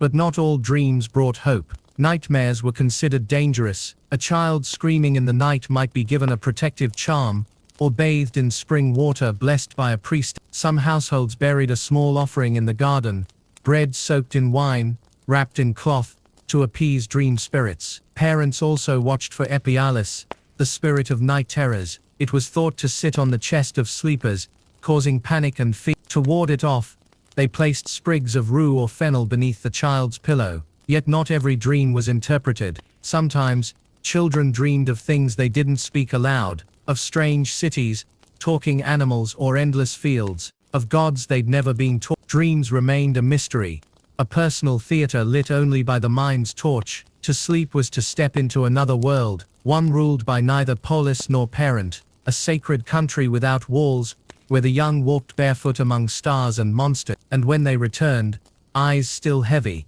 mouths murmuring riddles, all a parent could do was listen. Chapter 28, The Final Light.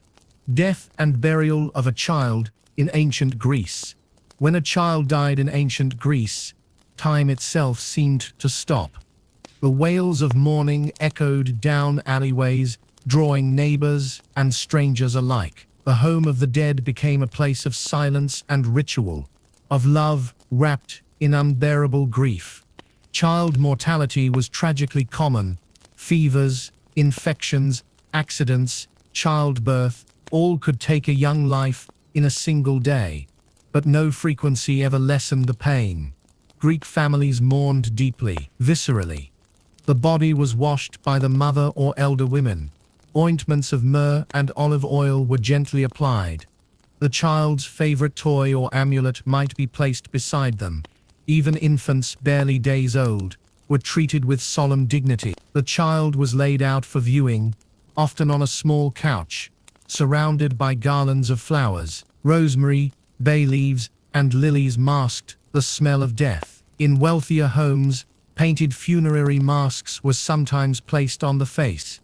In poorer homes, a sprig of greenery was tucked in the hand, a final gesture of life. Mourners sang laments, threnoi wailing with open throats and striking their chests. Professional mourners might be hired to express grief theatrically, a custom as old as Homer, but no performance could match a mother's raw sobs or a father's silent tears as he lit the funeral torch. The burial often occurred on the third day. Children were interred in small graves outside the city wall. A modest tombstone, often a simple stele with an inscription or carved image, marked the spot. If the family could afford it, they buried toys, dolls, or even pets alongside the child. Clay figurines were common grave goods, tiny horses, rattles, painted dolls. These were not just symbols of play, they were offerings meant to guide or comfort the soul in the afterlife. The soul of a child was believed to be more delicate, more easily lost. Special care was taken to ensure the child crossed safely into the realm of Hades. Offerings were made to Persephone, queen of the dead, and sometimes to Hermes Psychopompos, the guide of souls. For days after, the house was ritually cleansed. Water was sprinkled at the door, meals were eaten in silence, a seat at the table remained empty. The community too mourned. Neighbors visited with gifts of bread, olives or honeyed cakes. Friends shared stories of the child's smile, their laugh, the way they ran down the street barefoot. In that act of memory, the child lived again, if only for a moment. Some parents commissioned white marble reliefs of their children, often depicted playing with birds or reaching up to a parent's hand. These grave markers line museum halls today, their eyes wide, their poses frozen in innocence. To lose a child was to stand at the edge of all meaning. And yet, the Greeks faced this darkness with ritual, with poetry, with deep reverence. For even in mourning, there was philosophy that life, no matter how brief, was a thread in the great woven tapestry of fate, and the gods, however cruel, had not created without purpose. Chapter 29, Echoes of the Hearth, Family Legends and the Power of Oral Memory. As the fire dwindled to glowing embers and shadows danced along the stucco walls, the family gathered close around the hearth. It was the most sacred part of the home, more than a place to cook or warm the bones. It was the symbolic heart of the household, watched over by Hestia, goddess of the hearth and home. At this hour the flicker of flames gave rise to another kind of warmth. In a world without books in every home, without screens or radios, storytelling was not a pastime. It was the lifeblood of memory. Grandparents became historians, fathers became bards, and mothers became myth weavers, drawing from memory, legend, and personal sorrow to paint entire worlds with words. Children leaned in close as a grandfather told of the time he saw a Spartan phalanx march through the hills, shields like bronze suns catching the light. Or perhaps a grandmother recounted the day a raven landed on her father's shoulder, just before war broke out. A sign of Apollo's displeasure, she said. But it wasn't just ancient gods and war tales. Some stories were small, almost secret. A boy who wandered too far from the fields, and returned 3 days later forever quiet. A girl who dreamed of a silver fish, and found a silver coin buried in the dirt. Tales of bravery, of curses, of love so fierce it echoed into the afterlife. Every family had its own epic. Sometimes they spoke of ancestors, famous warriors, clever slaves who earned freedom, women who saved villages with quick thinking, and divine dreams. Truth bled into myth, and no one bothered to sort the two apart. It wasn't about accuracy, it was about meaning. These stories taught more than history. They carried lessons of courage, loyalty, the wrath of hubris, the kindness of strangers. A child might not understand the lore of the polis, but they understood the tale of the man who lied to Hermes and was cursed to speak in rhymes until he confessed. Rituals surrounded these retellings. A sip of wine poured for the gods before a tragic tale. A moment of silence before recounting a death. Laughter,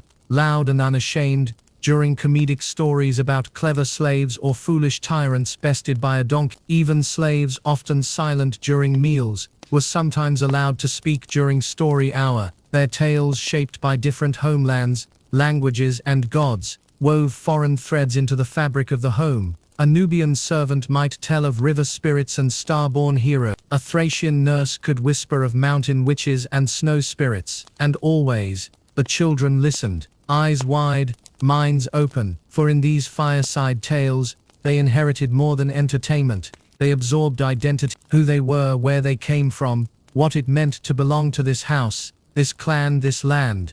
Long after the coals cooled and sleep claimed the household, the stories lingered, echoes of gods and ghosts, woven into dreams. Chapter 30, Sleep Without End. The sacred descent into night. At last, the day surrendered. The final oil lamps were extinguished. The door bar was slid firmly in place. Outside, the city of stone and smoke fell into stillness, broken only by distant dogs or the occasional gust of sea wind. Inside, sleep came slowly, almost ceremonially. Children clutched wool blankets stitched by grandmothers' hands. The elderly lay on low cots padded with straw, while the youngest might sleep on cloaks spread over hardened clay floor. Beds in ancient Greece were simple, wooden frames strung with leather or rope, laid with cloth or straw-stuffed mattresses. But what sleep lacked in comfort, it gained in sacredness. Sleep was not merely rest, it was surrender to the unknown, a journey into the realm of Hypnos, god of slumber, twin brother of death himself. The Greeks believed dreams began in the halls of Hypnos, where he drifted in shadows, silent and eternal, cloaked in dark mist. As people drifted into unconsciousness, some whispered prayers. A mother might murmur a line to Hera for protection over her children. A sailor's son might clutch a seashell from Poseidon's temple. Sleep required trust. It was, after all, the only time a soul left its body behind. The dead slept too, buried in stone beds under the soil. To the Greeks, death was sometimes called the eternal sleep, and so they approached nightly sleep with both reverence and unease. A bad dream could be a warning. An unusually deep sleep could feel like a brush with the other world. Children sometimes needed comfort. A soft song sung low might echo through the walls. Close your eyes, little flame. Let Selene light your name, may dreams carry you home, past the hills and olive grove. These lullabies, passed down through generations, carried the cadence of ancient tongues, shaped by myth and affection. The air cooled, the last whispers faded, even the fire surrendered, a final red spark vanishing into black. And so the day in ancient Greece came to its true end, not with ceremony, but with breath, slow, deep, dream-bound. Across the polis, 1,000 lives lay still, bakers, poets, hoplites, midwives, priests, slaves, children, all drifting in the same dark sea, held in the quiet arms of Hypno, until dawn stirred once more.